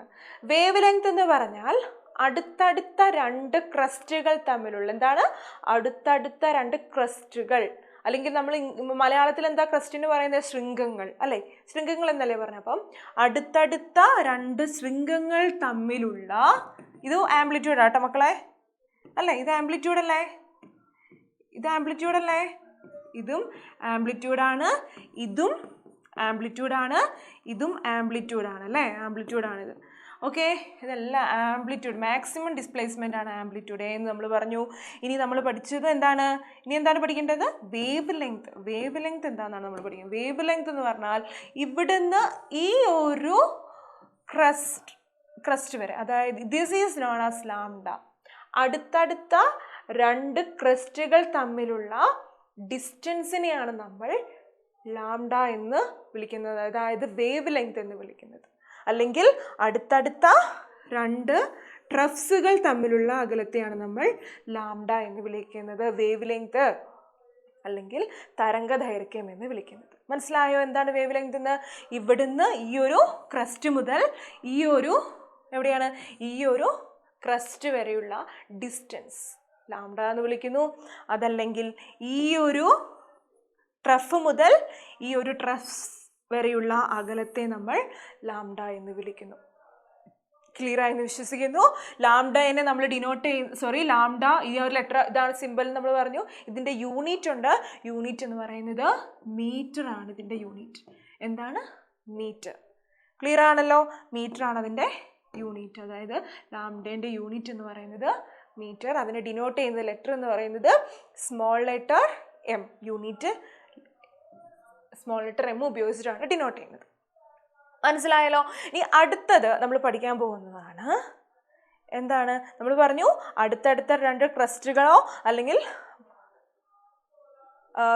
ക്രസ്റ്റുകളോ ട്രഫുകളോ തമ്മിലുള്ള അകലത്തെയാണ് നമ്മൾ ലാംഡ അല്ലെങ്കിൽ വേവ് ലെങ്ത് എന്ന് വിളിച്ചത്. In the case of transverse wave, എന്തിൻ്റെ കേസിലാണ്? ട്രാൻസ്വേഴ്സ് വേവിൻ്റെ കേസിലാണ് കേട്ടോ. ട്രാൻസ്വേഴ്സ് വേവിൻ്റെ കേസിലാണ്. ആ സമയത്ത് ലോഞ്ചിറ്റ്യൂഡിനൽ വേവിൻ്റെ കേസ് നോക്കിക്കേ മക്കളെ. ലോഞ്ചിറ്റ്യൂഡിനൽ വേവ് വരുമ്പോൾ എങ്ങനെയാണ്? അവിടെ ക്രസ്റ്റുകളല്ല, എന്താണ്? കംപ്രഷൻ ആൻഡ് റെയർ ഫ്രാക്ഷൻ ആണ് വരുന്നത്. കംപ്രഷനുകളും റെയർ ഫ്രാക്ഷൻസും ആണ് വരുന്നത്. അപ്പം അവിടെ എങ്ങനെയായിരിക്കും വരിക? അടുത്തടുത്ത രണ്ട് കംപ്രഷനുകൾ തമ്മിലോ ഉച്ചമർദ്ദ മേഖലകൾ തമ്മിലോ. ഇൻ ലോഞ്ചിറ്റ്യൂഡിനൽ വേവിൻ്റെ കേസിൽ എങ്ങനെയായിരിക്കും? ലോഞ്ചിറ്റ്യൂഡിനൽ വേവിൻ്റെ കേസിൽ അവിടെ കംപ്രഷൻ, അടുത്തടുത്ത രണ്ട് സീകൾ തമ്മിലുള്ള ഡിസ്റ്റൻസിനെയാണ് നമ്മൾ ലാംഡ എന്ന് വിളിക്കുന്നത്. അല്ലെങ്കിൽ അടുത്തടുത്ത രണ്ട് റെയർ ഫ്രാക്ഷനുകൾ തമ്മിലുള്ള അകലത്തെയാണ് നമ്മൾ ലാംഡ എന്ന് വിളിക്കുന്നത്. ട്രാൻസ്വേഴ്സ് വേവിൻ്റെ കേസിൽ അടുത്തടുത്ത ക്രസ്റ്റും ട്രഫും തമ്മിലുള്ള അടുത്തടുത്ത രണ്ട് ക്രസ്റ്റുകളും അല്ലെങ്കിൽ അടുത്തടുത്ത രണ്ട് ട്രഫും തമ്മിലുള്ള അകലത്തെയാണ് നമ്മൾ വേവ് ലെങ്ത് എന്ന് വിളിക്കുന്നത്. ക്ലിയർ ആയല്ലോ? അപ്പോൾ വേവ് ലെങ്ത് എന്താണെന്ന് മനസ്സിലായിട്ടുണ്ട്. നിങ്ങൾ ആദ്യമായിട്ട് കേൾക്കുന്ന ഒരു ടേം ആയിരിക്കാം, അതുകൊണ്ട് നല്ല ശ്രദ്ധിച്ചിരിക്കുക. പ്രോബ്ലംസ് ഇതുമായിട്ട് റിലേറ്റ് ചെയ്യുന്നത് വേവ് ലെങ്ത് കണ്ടുപിടിക്കാനൊക്കെയുള്ള പ്രോബ്ലംസ് നമുക്ക് എക്സാമിന് മസ്റ്റായിട്ടും തീർച്ചയായിട്ടും ചോദിക്കാൻ സാധ്യതയുണ്ട് കേട്ടോ. ഇനി അടുത്തത് നമ്മൾ ക്യാരക്ടറിസ്റ്റിക്സ് പഠിക്കാൻ പോകുന്നതാണ് പീരിയഡ്. പീരിയഡ് എന്ന് കേട്ടിട്ടുണ്ടോ? ക്ലാസ്സിലെ പീരിയഡ് അല്ല ഇത്, ഈ ഒരു വേവിൻ്റെ പീരിയഡാണ് കേട്ടോ. വേവ്സിൻ്റെ പീരിയഡാണ്. അപ്പം എന്താണ് പീരിയഡ്? നമ്മൾ ഓസിലേഷൻ പഠിച്ച സമയത്ത് പഠിച്ച കാര്യമാണ്.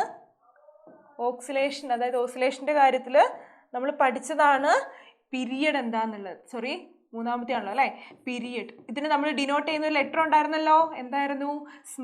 ക്യാപിറ്റൽ ലെറ്റർ പി ആണ് പീരിയഡ്. മലയാളത്തിലും പീരിയഡ് എന്ന് തന്നെയാണ് പറയുന്നത്. പീരിയഡ് എന്താണ് പീരിയഡ്? ഒരു വൈബ്രേഷൻ കംപ്ലീറ്റ് ചെയ്യാൻ എടുക്കുന്ന സമയം. എന്താണ്? ഒരു വൈബ്രേഷൻ കംപ്ലീറ്റ് ചെയ്യാൻ എടുക്കുന്ന സമയത്തെയാണ് നമ്മൾ പീരിയഡ് അല്ലെങ്കിൽ ക്യാപിറ്റൽ ലെറ്റർ ടി. എന്താണ് ഒരു വൈബ്രേഷൻ എന്ന് പറയുമ്പോൾ? എങ്ങനെയാണ്? ഇവിടെ നിന്ന് തുടങ്ങി ഈ ഒരു വൈബ്രേഷൻ ഇവിടെ നിന്ന് തുടങ്ങി ഇവിടെ വന്നു നേരെ എന്തായി ഇവിടം വരെ എത്തുന്നതിനെയാണ് നമ്മൾ ഒരു പീരിയഡ് എന്ന് ഒരു വൈബ്രേഷൻ എന്ന് പറയുന്നത്. ഒരു കമ്പനം എന്ന് പറയുന്നത് എന്താണ്? ഇവിടെ നിന്ന് തുടങ്ങി ഇവിടം വരെ വരുന്നതിനെയാണ് നമ്മൾ ഒരു വൈബ്രേഷൻ കംപ്ലീറ്റ് ചെയ്തു എന്ന് പറയുന്നത്. ഇവിടെ എത്തുമ്പോൾ കംപ്ലീറ്റ് ആയോ? ഇല്ല, ഇവിടം വരെ എത്തുമ്പോഴാണ് വൈബ്രേഷൻ കംപ്ലീറ്റ് ആയെന്ന് പറയുന്നത്. ആ ഒരു വൈബ്രേഷൻ എടുക്കുന്ന സമയം എത്ര സെക്കൻഡ് കൊണ്ടാണ് ആ ഒരു വൈബ്രേഷൻ കംപ്ലീറ്റ് ചെയ്തത്? ഇതിനെയാണ് നമ്മൾ പീരിയഡ് എന്ന് പറയുന്നത്. ക്ലിയർ ആയല്ലോ?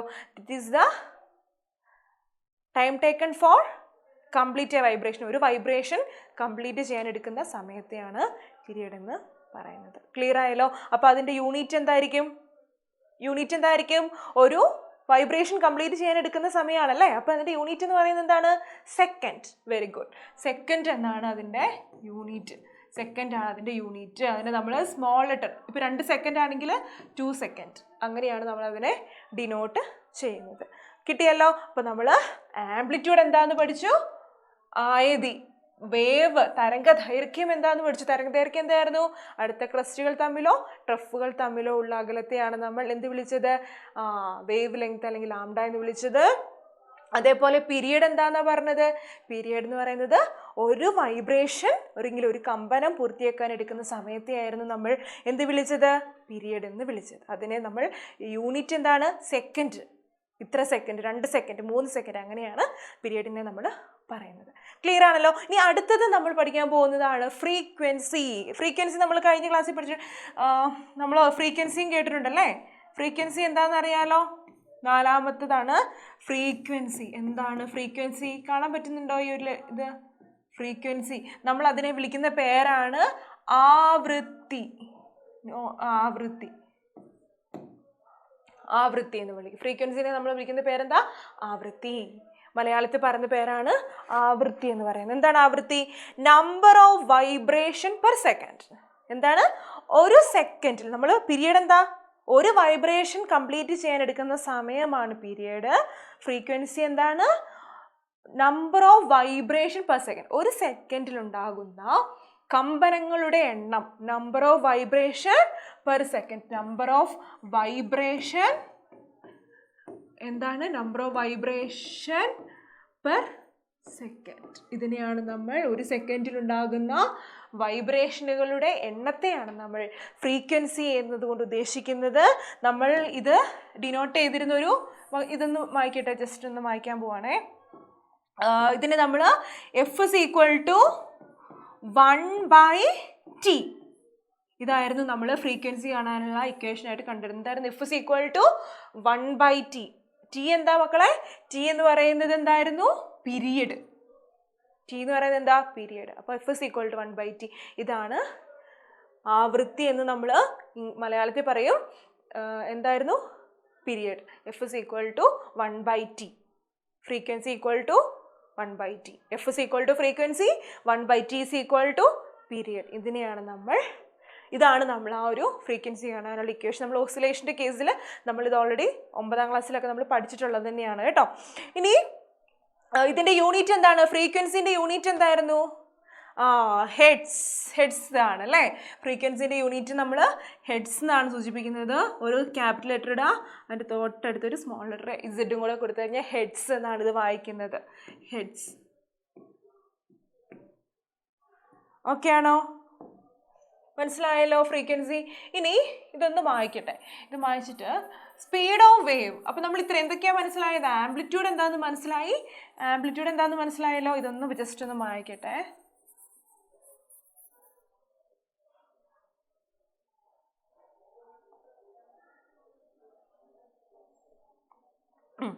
ഓക്കെ, അപ്പോൾ നമ്മൾ എന്തൊക്കെയാണ് പഠിച്ചത്?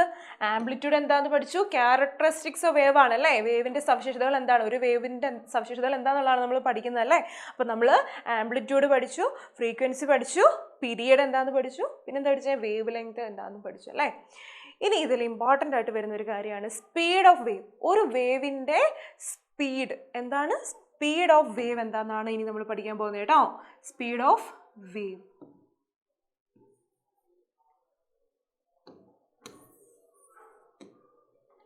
Speed of wave. സ്പീഡ് എന്താ? ഡിസ്റ്റൻസ് ട്രാവൽഡ് ബൈ ടൈം ആണ് അല്ലേ? Speed wave. ഒരു വേവിൻ്റെ വേഗത, അല്ലെങ്കിൽ തരംഗ വേഗത എന്ന് നമ്മൾ ഇതിനെ മലയാളത്തിൽ പറയും. തരംഗത്തിൻ്റെ എന്താണ്? വേഗത. തരംഗത്തിൻ്റെ വേഗത.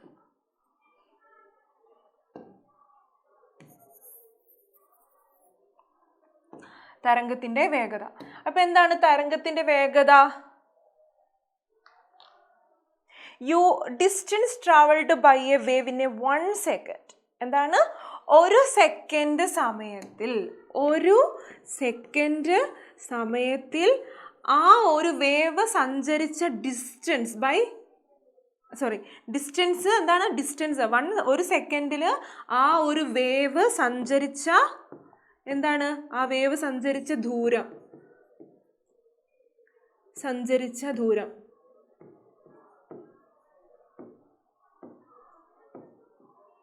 ദൂരം എന്താണെന്ന് മനസ്സിലായല്ലോ. എന്താണ്? ഒരു സെക്കൻഡിൽ ആ ഒരു വേവ് സഞ്ചരിച്ച ദൂരത്തെയാണ് നമ്മൾ ഡിസ്റ്റൻസ് എന്ന് പറയുന്നത്. ആ ഒരു വേവിൻ്റെ സ്പീഡ് എന്ന് പറയുന്നത്. ആ സ്പീഡ് എന്ന് പറയുന്നത് എന്താണ് മക്കളെ?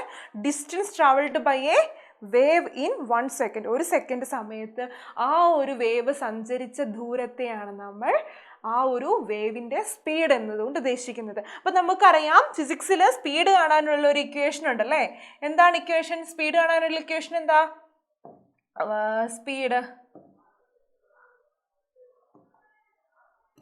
സ്പീഡ് കാണാനുള്ള ഇക്വേഷൻ എന്താ? സ്പീഡ് ഈസ് ഈക്വൽ ടു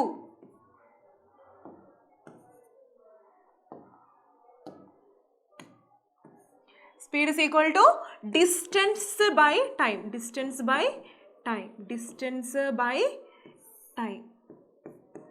അല്ലേ?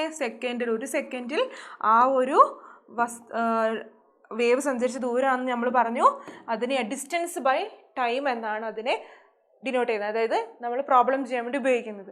ഇവിടെ നോക്കിക്കേ, ഇതിനെ നമുക്ക് ഡി, ഇവിടെ ഇത് ശ്രദ്ധിച്ചാണേ, ഡിസ്റ്റൻസ് ബൈ ടി. ഇതിനെ നമുക്ക് d/t എന്ന് എഴുതത്തില്ലേ? സ്പീഡിനെ നമ്മൾ ഡിനോട്ട് ചെയ്യുന്നത് v എന്ന് പറയുന്ന ഒരു ലെറ്റർ ഉപയോഗിച്ചിട്ടാട്ടോ. Speed is equal to v എന്ന് പറയുന്ന ലെറ്റർ ഉപയോഗിച്ചിട്ടാണ് നമ്മൾ സ്പീഡിനെ ഡിനോട്ട് ചെയ്യുന്നത്. Which is equal to d. Distance എന്ന് പറയുന്നതിന് നമുക്ക് വേവിൻ്റെ കേസ് നമുക്ക് ലാംഡ എന്ന് എഴുതാം. ലാംഡ. ടൈമിനെ നമുക്ക് പീരിയഡ് t എന്ന് എഴുതാം. ലാംഡ ബൈ t എന്ന് വരും. ഇതിനെ എന്തെഴുതാം? ഇതിനെ നമുക്ക് 1/t ഇൻറ്റു ലാംഡ. എങ്ങനെയാണ്? 1/t ഇൻറ്റു ലാംഡ എന്ന് എഴുതത്തില്ലേ? ഇങ്ങനെ എഴുതും. ലാംഡ ബൈ ടി എന്ന് എഴുതുന്നത് ഇക്വേഷൻ നമ്പർ 1 ആണേ. ലാംഡ ബൈ ടി എന്ന് എഴുതുന്നതും 1/t ഇൻറ്റു ലാംഡ എന്ന് എഴുതുന്നതും സെയിം തന്നെയല്ലേ? അതായത് 1 ഇൻറ്റു ലാംഡ ടി എന്ന് വരും. മക്കളെ 1/t എന്താണെന്ന് നമ്മൾ പഠിച്ചത്? അതെ, 1/t is equal to എന്തായിരുന്നു? f is equal to 1/t. ഇവിടെ മായ്ക്കാനുണ്ടല്ലേ, sorry. f is equal to എന്തായിരുന്നു? 1/, we know that f is we know, ഇങ്ങനെ എഴുതണം കേട്ടോ. we know, നമുക്കറിയാം. എന്തറിയാം? we know that f is equal to 1/t ആണെന്ന് നമുക്കറിയാം. അങ്ങനെയാണെങ്കിൽ നമുക്ക് ഈ v is equal to 1/t into lambda എന്നുള്ളതിനെ നമുക്ക് എങ്ങനെ എഴുതാം? v is equal to 1/t എന്നുള്ളതിനെ നമുക്ക് f എന്നുള്ള രീതിയിൽ എഴുതാം. f ഇൻറ്റു ലാംഡ എന്ന് വരും. This is the equation. എന്താണ്? സ്പീഡ് കണ്ടുപിടിക്കാനുള്ള ഇക്വേഷൻ ആണ്. ഇതിൽ നിന്ന് നമുക്ക് എന്തൊക്കെ മനസ്സിലാവും? ഇത് v എന്ന് പറയുന്നത് സ്പീഡാണ്. f is equal to എന്താണ്? ഫ്രീക്വൻസി ആണ്, അതായത് ആവൃത്തിയാണ് ഫ്രീക്വൻസി. ലാംഡ എന്ന് പറയുന്നത് എന്താണ്? Wave length. നമ്മളിതിനെ മലയാളത്തിൽ എന്താ പറയാ? മലയാളത്തിൽ എന്തായിരുന്നു നമ്മൾ പഠിച്ചത്? സ്പീഡ് എന്ന് പറയുന്നത് എന്താ? വേഗത, തരംഗത്തിന്റെ വേഗത. ഫ്രീക്വൻസി എന്ന് പറയുന്നത് എന്തായിരുന്നു? ആവൃത്തി. പിന്നെ വേവ് ലെങ്തിനെ നമ്മൾ എന്താ മലയാളത്തിൽ വിളിച്ചത്? തരംഗ ദൈർഘ്യം എന്നാണ് വിളിച്ചത് അല്ലേ? തരംഗ ദൈർഘ്യം. മനസ്സിലായല്ലോ എന്താ സംഭവം എന്ന്? മനസ്സിലായല്ലോ. അപ്പം ഇതാണ് വേവ്സിൻ്റെ ക്യാരക്ടറിസ്റ്റിക്സ് എന്ന് പറയുന്നത്. ഈ ഒരു ഇക്വേഷൻ ഇസ് വെരി ഇമ്പോർട്ടൻറ്റ്, വളരെ ഇമ്പോർട്ടൻ്റ് ആണ്. ഇതെന്താണെന്ന് വെച്ചാൽ നിങ്ങളുടെ ടെക്സ്റ്റ് ബുക്കിൽ കൊടുത്തിട്ടുണ്ട്. ഒരു വേവിൻ്റെ സ്പീഡും ഫ്രീക്വൻസിയും വേവ് ലെങ്തും തമ്മിലുള്ള റിലേഷൻഷിപ്പ് എന്താണ്? അങ്ങനെ ചോദിച്ചാൽ എന്താണ് അതിൻ്റെ relationship? v is equal to f into lambda എന്നുള്ളതാണ്. നിങ്ങൾക്കിത് കാണാൻ പറ്റുന്നുണ്ടെന്ന് തോന്നുന്നു കേട്ടോ. Then v is using the formula wave speed frequency and wave length. അതായത് എന്താ? ഒരു വേവിൻ്റെ സ്പീഡും ഫ്രീക്വൻസി വേവ് ലെങ്ത് ഇവ തമ്മിലുള്ള റിലേഷൻഷിപ്പ് എന്താണെന്ന് ചോദിച്ചു കഴിഞ്ഞിട്ടുണ്ടെങ്കിൽ നമ്മൾ എഴുതേണ്ടത് എന്താണ്? v is equal to f into lambda. എങ്ങനെയാണ് വന്നതെന്ന് അറിയാമല്ലോ. v is equal to D by T, distance by time ആണ്. ഇതിനെ നമ്മൾ എങ്ങനെ എഴുതി? ലാംഡ ബൈ ടി എന്ന് എഴുതി, which is equal to 1/t into lambda എന്ന് വന്നു, which is equal to 1/t. V is equal to f is equal to 1/t. We know f is equal to 1/t, which is equal to 1/t ന് നമുക്ക് എന്തെഴുതാം? F ആക്കാം. Then v is equal to f into lambda എന്ന് വരും. ഇതാണ് നമ്മൾ മുകളിൽ കൊടുത്തിരിക്കുന്ന ഇക്വേഷൻ. ഒന്നും കൂടെ ക്ലിയർ ആയെന്ന് വിശ്വസിക്കുന്നു. ഇതാണ് ഇവിടെ നോക്കിക്കേ, ഈ ഒരു equation v is equal to f into lambda എന്ന് പറയുന്ന ഈ ഒരു ഇക്വേഷനിൽ നിന്ന് നമുക്ക് എന്തൊക്കെ കണ്ടുപിടിക്കാൻ നോക്കിക്കേ. എഫ് ഇസ് ഈക്വൽ ടു എന്താ ഇതിൽ എഴുതിയിരിക്കുന്നത്? F is equal to v by lambda. നിങ്ങൾക്ക് ക്വസ്റ്റ്യനിൽ നിങ്ങൾക്ക് തരാണ് എന്തൊക്കെ തന്നു? സ്പീഡ് തന്നു, വേവ് ലെങ്ത് തന്നു. എന്നിട്ട് നിങ്ങളോട് പറയാണ് ആ വേവിൻ്റെ ഫ്രീക്വൻസി കണ്ടുപിടിക്കൂ എന്ന് പറഞ്ഞാൽ എന്ത് ചെയ്താൽ മതി? വി ബൈ ലാംഡ എന്ന് ചെയ്ത്, f is equal to v by lambda എന്ന് ചെയ്താൽ മതി. മനസ്സിലായല്ലോ? അതേപോലെ തന്നെ ലാംഡ ഈസ് ഈക്വൽ ടു എങ്ങനെ വരും? V by f. ഇത് മറന്നു പോവാതെ എടുത്ത് ബ്രാക്കറ്റിൽ ഇമ്പോർട്ടൻ്റ് ആയിട്ട് കൊടുക്കണം. പ്രോബ്ലം വരുമ്പോൾ ചോദിക്കും, ഇമ്പോർട്ടൻ്റ് ആണ്, ഇതും ഇമ്പോർട്ടൻ്റ് ആണ്. ക്ലിയർ ആയല്ലോ? Lambda is equal to v by f എന്നും നമുക്ക് ഈ ഒരു ഇക്വേഷനെ നമുക്ക് ഈ രീതിയിലേക്ക് മാറ്റിയിട്ട് നമുക്ക് ഒരു വേവിൻ്റെ സ്പീഡ് തന്നു, ഫ്രീക്വൻസി തന്നു. അങ്ങനെയെങ്കിൽ ആ വേവിൻ്റെ ലാംഡ, വേവ് ലെങ്ത് കണ്ടുപിടിക്കാൻ, തരംഗ ദൈർഘ്യം കണ്ടുപിടിക്കാൻ വേണ്ടി ചോദിച്ചാൽ എന്ത് ചെയ്താൽ മതി? ഈ ഒരു ഇക്വേഷൻ നമുക്ക് യൂസ് ചെയ്താൽ മതി. ക്ലിയർ ആണല്ലോ? ഓക്കെ. ഇനി നമ്മളപ്പോൾ എന്തൊക്കെയാണ് പഠിച്ചത്? റിവർബറേഷൻ, നമ്മൾ എന്താ പഠിച്ചേ? ക്യാരക്ടറിസ്റ്റിക്സ് ഓഫ് വേവ് പഠിച്ചല്ലേ? എന്തൊക്കെയാണ് ക്യാരക്ടറിസ്റ്റിക്സ്? ആംപ്ലിറ്റ്യൂഡ്, ഫ്രീക്വൻസി, പീരിയഡ്, ആവൃത്തി, പീരിയഡ്, പിന്നെയോ വേവ് ലെങ്ത്, തരംഗദൈർഘ്യം. ഇതൊക്കെ നമ്മൾ പഠിച്ചു കഴിഞ്ഞു അല്ലേ? ഇനി നമ്മൾ പഠിക്കാൻ പോകുന്നതാണ് റിഫ്ലക്ഷൻ ഓഫ് സൗണ്ട്.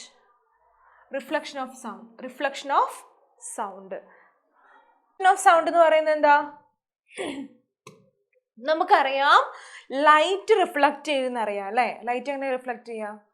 ഒരു സർഫസിൽ തട്ടി തിരിച്ച് പ്രതിഫലിക്കും. അതുകൊണ്ടാണ് നമ്മൾ ഒരു ഇരുട്ടുള്ള റൂമിൽ ഒരു ടോർച്ച് അടിച്ചു കഴിഞ്ഞിട്ടുണ്ടെങ്കിൽ ആ ഒരു ടോർച്ചിൻ്റെ വെളിച്ചം മുഴുവൻ ആ ഒരു സ്ഥലത്തേക്ക് മൊത്തം വ്യാപിക്കും. ആ ഒരു മുറി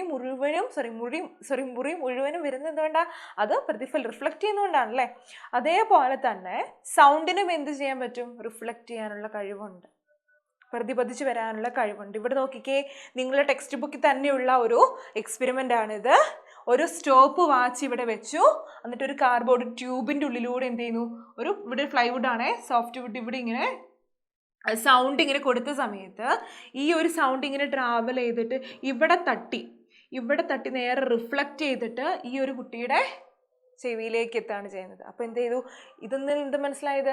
ലൈറ്റിനെ പോലെ തന്നെ സൗണ്ടിനും എന്ത് ചെയ്യാനുള്ള കഴിവുണ്ട്?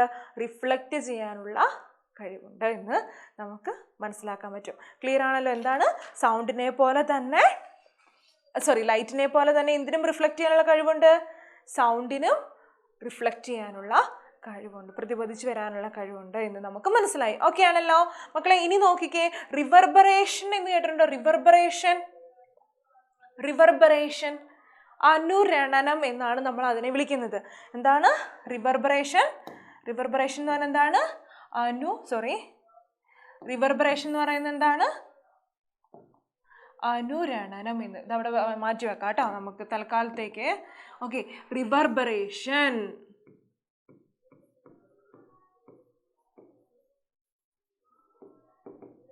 അല്ലെങ്കിൽ അനുരണനം എന്ന് പറയും. അനുരണനം.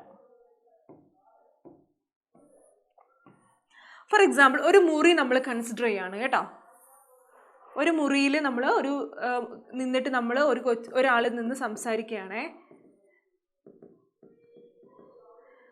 സംസാരിക്കുന്ന സമയത്ത് എന്താ സംഭവിക്കുക? ഒരു മുറിയിൽ നിന്ന് ഒരാൾ സംസാരിച്ചു കഴിഞ്ഞാൽ എന്താ സംഭവിക്കുക? ഒരു മുറിയിൽ നിന്നിട്ട് കാണാൻ പറ്റുന്നുണ്ട് അല്ലേ? ഒരു റിവർബറേഷൻ എന്ന് പറഞ്ഞാൽ എന്താ? അതായത് ചില സ്ഥലങ്ങളിലൊക്കെ പോയി നമ്മൾ സംസാരിക്കുന്ന സമയത്ത് നമ്മൾ പറഞ്ഞ അതേ വോയിസ് തന്നെ റിപ്പീറ്റ് ആയിട്ട് നമുക്ക് ഇങ്ങനെ കേൾക്കാൻ പറ്റും അല്ലേ? എന്തുകൊണ്ടാണ്? Multiple reflection of sound. ഇവിടെ പോയി റിഫ്ലക്റ്റ്. എങ്ങനെയാണ് റിഫ്ലക്റ്റ് ചെയ്യുന്നത്? ഇങ്ങനെ സംസാരിക്കുന്ന സമയത്ത്, ഒരാൾ സംസാരിക്കുന്ന സമയത്ത് ഇവിടെ പോയി റിഫ്ലക്റ്റ് ചെയ്തു, ഇവിടെ പോയി റിഫ്ലക്റ്റ് ചെയ്തു, ഇവിടെ പോയി റിഫ്ലക്റ്റ് ചെയ്തു, ഇവിടെ പോയി റിഫ്ലക്റ്റ് ചെയ്തു, ഇങ്ങനെ ഒന്നിലധികം വട്ടം സർഫസിൽ തട്ടി, പ്രതലങ്ങളിൽ തട്ടി, ഭിത്തിയിൽ, വോൾസ് ഭിത്തിയിൽ തട്ടി എന്ത് ചെയ്തു, മൾട്ടിപ്പിൾ റിഫ്ലക്ഷൻ, ആവർത്തന പ്രതിപതനം മൂലം എല്ലാ ശബ്ദങ്ങളും എന്ത് ചെയ്യും, ഒരുമിച്ച് നമ്മുടെ ബ്രെയിനിലേക്ക് വരും. മനസ്സിലായോ? നമ്മളുടെ കർണാടകയിൽ ഒരു പഴയകാല നിർമ്മിതിയാണ് ഗോൾ ഗുംബാസ്. കേട്ടിട്ടുണ്ടോ? ഗോൾ ഗുംബാസ്. അവിടെ പോയിട്ട് നമ്മൾ സൗണ്ട് ഒരു കൈ ഒന്ന് കൊട്ടുകയോ എന്തെങ്കിലുമൊക്കെ ചെയ്തെന്ന് വെച്ചിട്ടുണ്ടെങ്കിൽ അത് റിഫ്ലക്ഷൻ, മൾട്ടിപ്പിൾ റിഫ്ലക്ഷൻ. എന്താണ് റിവർബറേഷൻ എന്ന് പറയുന്നത്? Multiple reflection of sound. Multiple reflection. Multiple reflection. Multiple reflection കാരണം എങ്ങനെയാ സംഭവിക്കുക? എന്ത് സംഭവിക്കുക? മൾട്ടിപ്പിൾ റിഫ്ലക്ഷൻ കാരണം എന്ത് സംഭവിക്കും? ഇത് ആവർത്തിച്ച് ആ സൗണ്ട് നമ്മുടെ ബ്രെയിനിലേക്ക് വരും. എങ്ങനെയാ?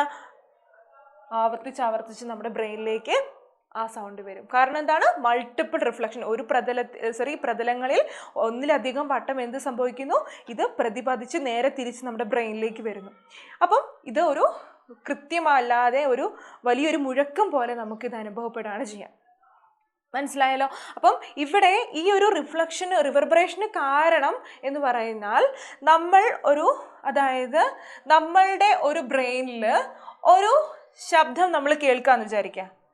ഓക്കെ, നമ്മളൊരു സൗണ്ട് കേട്ട് കഴിഞ്ഞാൽ പെർസിസ്റ്റൻസ് ഓഫ് ഹിയറിംഗ് അത് മനസ്സിലാക്കിയാൽ മാത്രമേ നമുക്ക് എന്ത് മനസ്സിലാക്കാൻ പറ്റുള്ളൂ?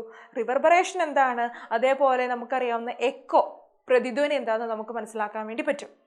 അപ്പം പെർസിസ്റ്റൻസ് ഓഫ് ഹിയറിംഗ് എന്ന് പറഞ്ഞാൽ നമ്മൾ ഒരു ശബ്ദം കേട്ട് കഴിഞ്ഞാൽ അത് നമ്മളുടെ ബ്രെയിനിൽ ഏകദേശം 1/10 സെക്കൻഡ്, എന്താണ് 1/10 സെക്കൻഡ്, 0.1 സെക്കൻഡ് സമയത്തേക്ക് നമ്മളുടെ ബ്രെയിനിൽ എന്തുണ്ടാവും? ആ ഒരു ശബ്ദം നമ്മുടെ ബ്രെയിനിലുണ്ടാവും. 0.1 സെക്കൻഡ്. ക്ലിയർ ആണല്ലോ? ഇതിനെയാണ് നമ്മൾ പെർസിസ്റ്റൻസ് ഓഫ് ഹിയറിംഗ് എന്ന് പറയുന്നത്. എന്താണ് പെർസിസ്റ്റൻസ് ഓഫ് ഹിയറിംഗ്? നമ്മൾ ഒരു സൗണ്ട് കേട്ട് കഴിഞ്ഞാൽ അല്ലെങ്കിൽ ഒരു ശബ്ദം കേട്ട് കഴിഞ്ഞാൽ 0.1 സെക്കൻഡ് സമയത്തേക്ക് നമ്മളുടെ ബ്രെയിനിൽ ആ ഒരു സൗണ്ട് ഉണ്ടായിരിക്കും. ഇതിനെയാണ് നമ്മൾ പെർസിസ്റ്റൻസ് ഓഫ് ഹിയറിംഗ് എന്ന് പറയുന്നത്. ഇവിടെ നോക്കിക്കേ, ഞാൻ നേരത്തെ പറഞ്ഞു റിവർബറേഷൻ എന്ന് പറഞ്ഞല്ലേ. റിവർബറേഷൻ്റെ കേസിൽ ഞാൻ എന്താ പറഞ്ഞത്? റിവർബറേഷൻ്റെ കേസിൽ എന്താ പറഞ്ഞത്? ഇവിടുന്ന് മക്കളെ, ഇവിടുന്ന് ഒരു സൗണ്ട്, ഈ ഒരു മനുഷ്യനെ ഒരു സൗണ്ട് പുറപ്പെടുവിച്ച് പലതവണ എന്ത് ചെയ്യുന്നു? ഈ ഓരോ സ്ഥലങ്ങളിലേക്ക് പോയിട്ട് മൾട്ടിപ്പിൾ ആയിട്ട് റിഫ്ലക്റ്റ് ചെയ്ത് വരും അല്ലേ. അപ്പോൾ നോക്കി, ഈ ഒരു ശബ്ദത്തിന് സഞ്ചരിക്കാൻ വേണ്ടിയിട്ട് ഇവിടുത്തെ ഡിസ്റ്റൻസ് എന്ന് പറയുന്നത് എന്താണ്? വളരെ കുറവാണ്. ഒരു റൂമിനെ സംബന്ധിച്ചിടത്തോളം അവിടെ ഡിസ്റ്റൻസ് എന്തായിരിക്കും? കുറവായിരിക്കും അല്ലേ. ഡിസ്റ്റൻസ് കുറവായിരിക്കും. അപ്പോൾ അവിടെ മൾട്ടിപ്പിൾ റിഫ്ലക്ഷൻസ് സംഭവിക്കും. ഒരു ക്ലോസ്ഡ് റൂമാണ് കൺസിഡർ ചെയ്യേണ്ടത്. അപ്പം അവിടെ നമ്മളുടെ ബ്രെയിനിൽ നമ്മൾ സൗണ്ട് പുറപ്പെടുവിച്ചതിന് ശേഷം ഓൾറെഡി നമ്മളുടെ ആ ഒരു സൗണ്ട് എന്തുണ്ട്? 0.1 സെക്കൻഡ് സമയം ഓൾറെഡി നമ്മുടെ ബ്രെയിനിലുണ്ട്. ആ ബ്രെയിനിൽ നിന്ന് ആ സൗണ്ട്, ആ ശബ്ദം, നമ്മൾ ആദ്യം കേട്ട ശബ്ദം പോകുന്നതിന് മുൻപ് എന്ത് വരുന്നു? ബാക്കിയുള്ള സൗണ്ടും കൂടെ നമ്മുടെ ബ്രെയിനിലേക്ക് വരും. 0.1 സെക്കൻഡിനേക്കാൾ കൂടിയ സമയത്ത് തന്നെ എന്ത് ചെയ്യും? കുറഞ്ഞ സമയത്ത് വേഗം എന്ത് ചെയ്യും? മറ്റ് സൗണ്ടുകളും കൂടെ നമ്മുടെ ബ്രെയിനിലേക്ക് വരും. ഇവിടെ ഓൾറെഡി എന്തുണ്ട്? 0.1 സെക്കൻഡ് സമയത്ത് ആ ഒരു സൗണ്ട് ഉണ്ട്. അതിന് പുറമെ ഇവിടെ നിന്നെല്ലാം കൂടെ എന്ത് ചെയ്യും? ഈ സൗണ്ടുകൾ ഓരോ സ്ഥലത്തു നിന്ന് റിഫ്ലക്റ്റ് ചെയ്തിട്ട് സൗണ്ട് ആ ഒരു മനുഷ്യൻ്റെ ബ്രെയിനിലേക്ക്, ചെവിയിലേക്ക് എത്തും. അപ്പോൾ എന്ത് ചെയ്യാൻ പറ്റും? നമ്മളെല്ലാവരും കൂടെ കലവില, ഒരാളാണ് കലവില പറഞ്ഞ് നമുക്ക് മനസ്സിലാക്കാൻ പറ്റില്ല. എല്ലാം കൂടെ ഒരുമിച്ച് അങ്ങ് കേൾക്കും. ക്ലിയർ ആണല്ലോ? ഇതിനെയാണ് നമ്മൾ റിവർബറേഷൻ എന്ന് പറയുന്നത്, ഒരു മുഴക്കം. എന്തുകൊണ്ടാണ് അത് സംഭവിക്കുന്നത്? മൾട്ടിപ്പിൾ റിഫ്ലക്ഷൻ വഴി, മൾട്ടിപ്പിൾ നമുക്ക് MR എന്ന് എഴുതാം കേട്ടോ. മൾട്ടിപ്പിൾ റിഫ്ലക്ഷൻ കാരണമാണ് ആവർത്തന പ്രതിപതനം. മലയാളത്തിൽ നമ്മൾ ഇതിനെ ആവർത്തന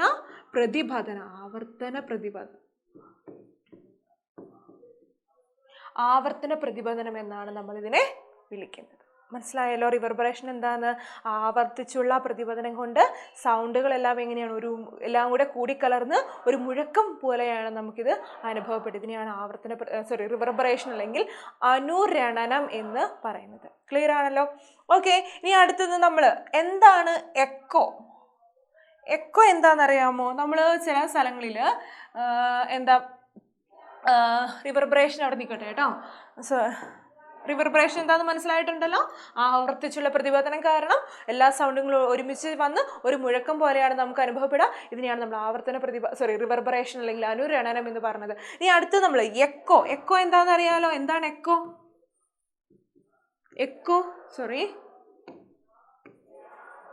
എന്ന് പറയുന്നത് എന്താണ്? എക്കോ എന്ന് പറഞ്ഞാൽ അതായത് പ്രതിധ്വനി എന്ന് നമ്മൾ മലയാളത്തിൽ പറയും. പ്രതിധ്വനി നമ്മൾ കേട്ടിട്ടുണ്ട്. നമ്മൾ പുഴയുടെയൊക്കെ സൈഡിൽ പോയി നിന്നിട്ടുണ്ടെങ്കിൽ എന്താ സംഭവിക്കുക?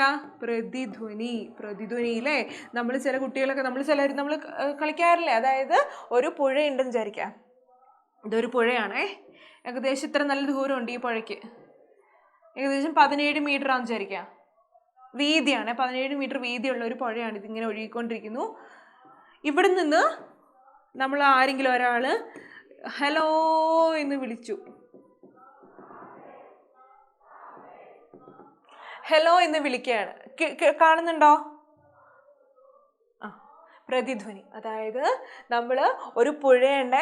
നമ്മുടെയൊക്കെ പുഴയിലൊക്കെ പോകുന്ന സമയത്ത് ചിലപ്പോൾ ഈ കൊടൈക്കനാലിലൊക്കെ പോയി കഴിഞ്ഞിട്ടുണ്ടെങ്കിൽ എക്കോ പോയിന്റ് എന്ന് പറയുന്ന സ്ഥലമുണ്ട്. നമ്മൾ അവിടെ നിന്നിട്ട് ഹലോ എന്ന് വിളിച്ചു കഴിഞ്ഞിട്ടുണ്ടെങ്കിൽ ഒരു കുറച്ച് സമയം കഴിയുമ്പോൾ അതേ ശബ്ദം തന്നെ ഇങ്ങനെ ഹലോ എന്ന് പറഞ്ഞ് നമുക്ക് നമ്മുടെ തന്നെ സൗണ്ട് നമുക്ക് തിരിച്ച് കേൾക്കാൻ വേണ്ടി പറ്റും. അതാണ് എക്കോ എന്ന് പറയുന്നത്, പ്രതിധ്വനിച്ച് വരിക. കാരണം എന്തുകൊണ്ടാ? നമ്മൾ പുറപ്പെടുവിച്ച അല്ലെങ്കിൽ നമ്മൾ കൊടുത്ത ഹലോ എന്ന് പറയുന്ന ശബ്ദം വിദൂരതയിൽ ഏതോ ഉള്ള ഒരു തടസ്സത്തിൽ പോയി തട്ടി എന്ത് ചെയ്യുന്നു? ഏതെങ്കിലും ഒരു റിഫ്ലക്റ്റ് ചെയ്ത് തിരിച്ചു വരികയാണ് ചെയ്യുന്നത്. അപ്പം ഇവിടെ നോക്കിക്കേ, ഇവിടുന്ന് ഈ ഒരു പുഴയുടെ വീതി എന്ന് പറയുന്നത് ഏകദേശം ഒരു 17 സെൻറ്റിമീറ്റർ അല്ല 17 മീറ്റർ ആണ്. അപ്പം ഞാൻ പറഞ്ഞു പെർസിസ്റ്റൻസ് ഓഫ് ഹിയറിംഗ് എന്തായിരുന്നു? നമ്മളൊരു സൗണ്ട് കേട്ടാൽ എന്താ? 0.1 സെക്കൻഡ്. എന്താണ്? 0.1 സെക്കൻഡ് സമയത്തേക്കാണ് നമ്മളുടെ ബ്രെയിനിൽ ആ ഒരു ശബ്ദം ഉണ്ടാവുക എന്ന് നമ്മൾ പറഞ്ഞല്ലേ. നമ്മളുടെ ബ്രെയിനിൽ ഏകദേശം 0.1 സെക്കൻഡ് സമയത്തേക്ക് ഓൾറെഡി നമ്മുടെ ബ്രെയിനിൽ ആ സൗണ്ട് ഉണ്ടാവുമല്ലോ. അപ്പം ഇവിടെ നോക്കിക്കേ, ഇവിടെ സൗണ്ടിന് ട്രാവൽ ചെയ്തിട്ട് തട്ടി തിരിച്ചു വരാൻ വേണ്ടി ഒരു സമയമുണ്ട് അല്ലേ. ഇവിടെ ഡിസ്റ്റൻസ് എന്ന് പറയുന്നത് ഏകദേശം ഒരു 17 മീറ്റർ വീതിയുള്ള ഒരു പുഴയുടെ സൈഡിൽ നിന്നിട്ടാണ് നമ്മൾ ഈ ഒരു സൗണ്ട് പുറപ്പെടുവിക്കുന്നത്. അപ്പം എന്താ സംഭവിച്ചേ? ഇവിടുന്ന് തട്ടി തിരിച്ചു വരാനൊരു ഉണ്ടല്ലോ.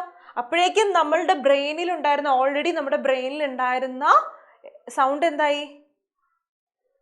ഓൾറെഡി അത് പോയി. അതിനുശേഷമാണ് നമ്മൾ എന്ത് ചെയ്യുന്നത്? ഇങ്ങനെ വരുന്നത്. ഹലോ എന്ന് പറയുന്ന സൗണ്ട് നമ്മൾ ഓൾറെഡി പോയതിന് ശേഷം കുറച്ച് സമയം 0.1 സെക്കൻഡ് കഴിഞ്ഞതിന് ശേഷം എന്ത് സംഭവിച്ചു? അടുത്ത ഹലോ പ്രതിധ്വനി എക്കോ വരും. അപ്പം നമുക്ക് എന്ത് ചെയ്യാൻ പറ്റും? ഹലോ എന്നുള്ളത് നമുക്ക് ക്ലിയർ ആയിട്ട് കേൾക്കാൻ പറ്റും. ആ സമയത്ത് റിവർബറേഷൻ്റെ കേസിൽ എങ്ങനെയാണ്? ഈ ഒരു ഡിസ്റ്റൻസ് അവിടെ ഇല്ല. അടുത്തടുത്ത ഡിസ്റ്റൻസ് ആയതുകൊണ്ട് തന്നെ മൾട്ടിപ്പിൾ റിഫ്ലക്ഷൻ വഴി എന്ത് ചെയ്യുന്നു? 0.1 സെക്കൻഡിന് ആ ഒരു സൗണ്ട് പോകുന്നതിന് മുൻപ് ബാക്കിയുള്ള സൗണ്ടും കൂടെ നമ്മുടെ ബ്രെയിനിലേക്ക് വരും. ഇതെല്ലാം കൂടി ഒരു മുഴക്കം പോലെ നമുക്ക് അനുഭവപ്പെടുകയും ചെയ്യും. ആ സമയത്ത് എക്കോൻ്റെ കേസിൽ വരുമ്പോൾ എങ്ങനെയാണ്? അവിടെ ഒരു ഡിസ്റ്റൻസ് ഉണ്ട്. ഒരു സൗണ്ട് ട്രാവൽ ചെയ്തത് നമ്മൾ സൗണ്ട് കൊടുത്തതിന് ശേഷം അത് ട്രാവൽ ചെയ്ത് അവിടെ തട്ടി തിരിച്ചു വരാൻ വേണ്ടിയിട്ട് എന്തുണ്ട്? ഒരു ടൈമുണ്ട്. 0.1 സെക്കൻഡിനേക്കാളും കൂടിയ സമയത്തേക്കാണ് അത് വരുന്നത്. അപ്പം നമുക്ക് എന്ത് ചെയ്യാൻ പറ്റും? ഹലോ എന്നുള്ളത് കേൾക്കാൻ വേണ്ടി പറ്റും. ഹലോ ഹലോ ഹലോ എന്ന് നമുക്ക് കേൾക്കാൻ വേണ്ടി പറ്റും. ഇതാണ് റിവർബറേഷനും എക്കോയും തമ്മിലുള്ള വ്യത്യാസം എന്ന് പറയുന്നത്. റിവർബറേഷൻ അവിടെ സമയപരിധി കുറവാണ്. കാരണം ഡിസ്റ്റൻസ് കുറവായതുകൊണ്ട് തന്നെ നമ്മുടെ ബ്രെയിനിലേക്ക് വേറൊരു സൗണ്ട് വരുമ്പോഴേക്കും ഓൾറെഡി ഉള്ള സൗണ്ട് അവിടെ ഉണ്ട്. അപ്പോൾ എല്ലാം കൂടി ഒരുമിച്ച് വരും. ഒരു മുഴക്കം പോലെ ആയിരിക്കും കേൾക്കുക. ആ സമയത്ത് എക്കോയിൻ്റെ കേസിൽ എന്താണ്? അങ്ങനെയല്ല. എക്കോയ്ക്ക് എന്താണ്? ഒരു ടൈം ഉണ്ട് അവിടെ. ഓക്കെ, അപ്പോൾ നോക്കിക്കേ, ഇവിടെ രണ്ട് എക്കോയിൻ്റെയും റിവർബറേഷൻ്റെയും രണ്ട് ഗ്രാഫ് കൊടുത്തിട്ടുണ്ടല്ലേ. ഇവിടെ നോക്കിയാൽ നമുക്ക് മനസ്സിലാവും എന്താ സംഭവം. Distance, time, interval. നമുക്ക് ഇവിടെ എക്കോയിൽ എന്താണ്? അവിടെ നമുക്കൊരു ഡിസ്റ്റൻസ് ഉണ്ട് അല്ലേ. ഞാൻ പറഞ്ഞു ഒരു 17 മീറ്റർ വീതിയുള്ളൊരു പുഴയുടെ ഒരറ്റത്ത് നിന്ന് ഒരു മനുഷ്യൻ സംസാരിക്കുന്നതാണ് ഇത്. ഓക്കെ, അപ്പോൾ ഇവിടെ നോക്കിക്കേ, ഹലോ ഹലോ ഹലോ എന്ന് പറഞ്ഞ് ആ ഒരു ഡിസ്റ്റൻസ് ഉള്ളത് കൊണ്ട് തന്നെ എന്താ സംഭവം? 0.1 സെക്കൻഡിനേക്കാൾ 0.1 സെക്കൻഡിന് ശേഷമാണ് എന്ത് വരുന്നത്? ആ സൗണ്ട് നമുക്ക് കേൾക്കാൻ വേണ്ടി പറ്റുന്നത്. അപ്പം ഹലോ ഹലോ എന്ന് കിട്ടും. ആ സമയത്ത് റിവർബറേഷൻ്റെ കേസ് നോക്കിക്കേ മക്കളെ. റിവർബറേഷൻ വരുന്ന സമയത്ത് എന്താ? റിവർബറേഷൻ വരുന്ന സമയത്ത് എങ്ങനെയാ? ഇവിടെ റിവർബറേഷൻ വരുമ്പോൾ നോക്കിക്കേ, എല്ലാം കൂടെ ഒരുമിച്ച് അങ്ങ് വരുവാണല്ലേ. ഇതാണ് റിവർബറേഷൻ്റെ ഗ്രാഫ് അല്ലേ. ഇവിടെ എന്താ, ആ ഒരു 0.1 സെക്കൻഡ് സമയം എന്ന് പറയുന്നത് ഇവിടെ നമുക്ക് കൊടുക്കാൻ പറ്റുന്നുണ്ടോ? ഇല്ല. അപ്പോഴേക്കും ഡിസ്റ്റൻസ് ഇല്ലാത്തതുകൊണ്ട് തന്നെ എല്ലാ സൗണ്ടും കൂടെ ഒരുമിച്ച് ബ്രെയിനിലേക്ക് അങ്ങ് വരും. അപ്പം ഇത് ഹലോ എന്ന് പറയുന്ന ഇങ്ങനെ ഹലോ എന്ന് പറയുന്ന ഒരു കാര്യമായിട്ട് പോകും. ഇത് നമുക്ക് എക്സ്പീരിയൻസ് ചെയ്യുന്നെങ്കിൽ നമ്മളുടെ ടെക്സ്റ്റിൽ തന്നെ കൊടുത്തിട്ടുണ്ട്. കർണാടകയിൽ ഗോൾ ഗുംബാസ് എന്ന് പറയുന്ന ഒരു നിർമ്മിതി, അവിടെ പോയിട്ടുണ്ടെങ്കിൽ നമ്മളിങ്ങനെ സംസാരിച്ചു കഴിഞ്ഞാൽ ഹലോ എന്ന് പറഞ്ഞൊരു മുഴക്കം പോലെ, ആദ്യം ഒന്ന് സൗണ്ട് ഉയർന്നതിന് ശേഷം പിന്നെ ഒരു മുഴക്കം പോലെ ഇങ്ങനെ കണ്ടിന്യൂസ് ആയിട്ട് പോകും. മനസ്സിലായല്ലോ? ഈ ഒരു എക്കോയും തമ്മിലുള്ള ബന്ധം മനസ്സിലായല്ലോ? ഡിഫറൻസ് മനസ്സിലായല്ലോ? ഇവിടെ നമുക്ക് ഡിസ്റ്റൻസ് ഉണ്ട്. ഇവിടെ നമുക്ക് ആ ഒരു സൗണ്ടിന് റിഫ്ലക്റ്റ് ചെയ്ത് വരാനുള്ള ഡിസ്റ്റൻസ് കുറവായതുകൊണ്ട് എന്ത് സംഭവിക്കുന്നു? എല്ലാ സൗണ്ടും കൂടെ ഒരുമിച്ച് കേൾക്കും. ഇതാണ് എക്കോയും റിവർബറേഷനും. ഇതിൻ്റെയൊക്കെ കാരണം എന്താണ്? Reflection of sound. എന്താണ്? റിഫ്ലക്ഷൻ ഓഫ് സൗണ്ട് ആണ്. Reflection of sound, reflection, multiple reflection. Multiple reflection കാരണമാണ് എന്ത് സംഭവിക്കുന്നത്? ഇതിന് സംഭവിക്കുന്നത്. അത് എക്കോയും ഈ റിവർബറേഷൻ സംഭവിക്കുന്നത് റിഫ്ലക്ഷൻ എക്കോ കാരണം സംഭവിക്കുന്നു. മനസ്സിലായല്ലോ? ഇതാണ്. ഇനി ലാസ്റ്റ് ടോപ്പിക്കാട്ടോ, ഈ ഒരു ടെക്സ്റ്റിലെ ലാസ്റ്റ് ടോപ്പിക്കാണ് കൊടുത്തിരിക്കുന്നത്. ഇവിടെ നോക്കിക്കേ, നമുക്ക് ഓഡിബിലിറ്റി എന്ന് പറയുന്നത് സംഭവം ഉണ്ടല്ലോ. ഓഡിബിലിറ്റി എന്ന് പറയുന്നത് എന്താണ്? ശ്രവണ പരിധി, ഓഡിബിലിറ്റി ലിമിറ്റ്. എന്താണ് ഓഡിബിലിറ്റി ലിമിറ്റ് എന്ന് പറയുന്നത്? ശ്രവണ പരിധി.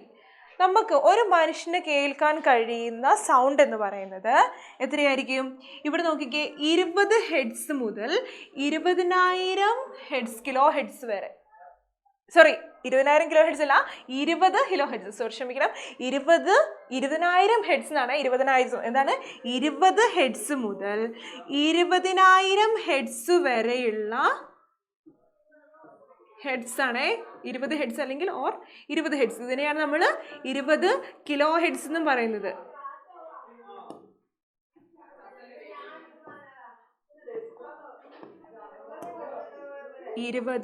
കിലോ ഹെഡ്സ്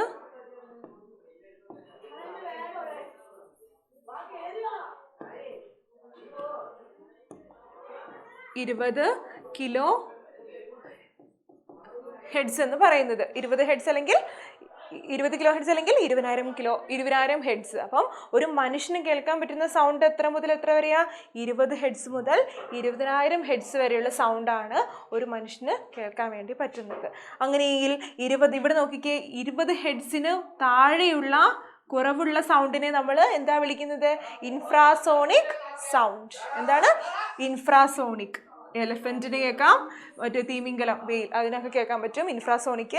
ആ സമയത്ത് ഇവിടെ നോക്കിക്കേ, അതുപോലെ ഒക്ടോപ്പസ്, അതിന് നമുക്ക് എന്ത് ചെയ്യാൻ പറ്റും? ഇൻഫ്രാസോണിക് സൗണ്ട് കേൾക്കാൻ വേണ്ടി പറ്റും. ആ സമയത്ത് ഇവിടെ നോക്കിക്കേ, 20 ഹെഡ്സ് മുതൽ മനുഷ്യന് കേൾക്കാൻ പറ്റുന്നതാണ് 20 ഹെഡ്സ് എന്ന് പറഞ്ഞു. ആ സമയത്ത് ഓഡിബിലിറ്റി ഫ്രീക്വൻസി മനുഷ്യന് കേൾക്കാൻ പറ്റുന്ന എന്താ? 20 ഹെഡ്സ് മുതൽ 20,000 ഹെഡ്സ് വരെ, അല്ലെങ്കിൽ 20 കിലോ ഹെഡ്സ് വരെയാണ്. ബാക്കിയുള്ള സൗണ്ടിനെയാണ് നമ്മൾ എന്ത് വിളിക്കുന്നത്? അൾട്രാസോണിക് എന്ന് വിളിച്ചത്. ഇവിടെ എന്താ പറയുക? അൾട്രാസോണിക് ആണ്. എന്താണ് അൾട്രാസോണിക് എന്ന് പറഞ്ഞാൽ 20 ഹെഡ്സ് മുതലുള്ളതിനെ, 20 ഹെഡ്സിൽ താഴെയുള്ളതിനെ നമ്മൾ എന്ത് വിളിക്കും? ഇൻഫ്രാസോണിക്.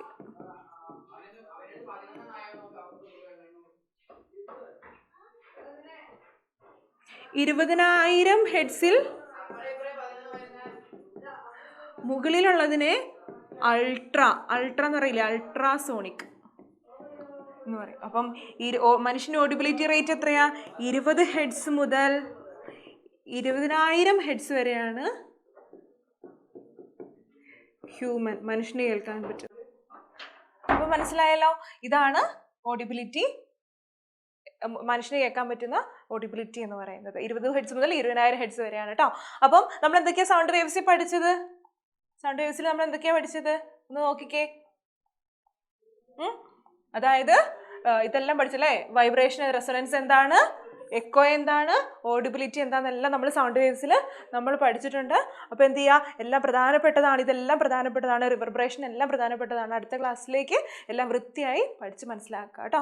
നമുക്ക് ഇതുമായിട്ട് റിലേറ്റ് ചെയ്ത പ്രോബ്ലംസ് ഒക്കെ നമുക്ക് അടുത്ത ക്ലാസ്സിൽ നമുക്ക് ചെയ്യാൻ വേണ്ടി ശ്രമിക്കാം. അപ്പം എല്ലാം വൃത്തിയായിട്ട് മനസ്സിലാക്കി നിങ്ങളുടേതായ രീതിയിൽ എന്ത് ചെയ്യുക, മനസ്സിലാക്കി വെക്കുക. ഓക്കെ ആണല്ലോ? ശരി, ഞാൻ അടുത്ത ക്ലാസ്സിൽ കാണാം. നമുക്ക് അടുത്ത ക്ലാസ്സിൽ നമുക്ക് കാണാം കേട്ടോ.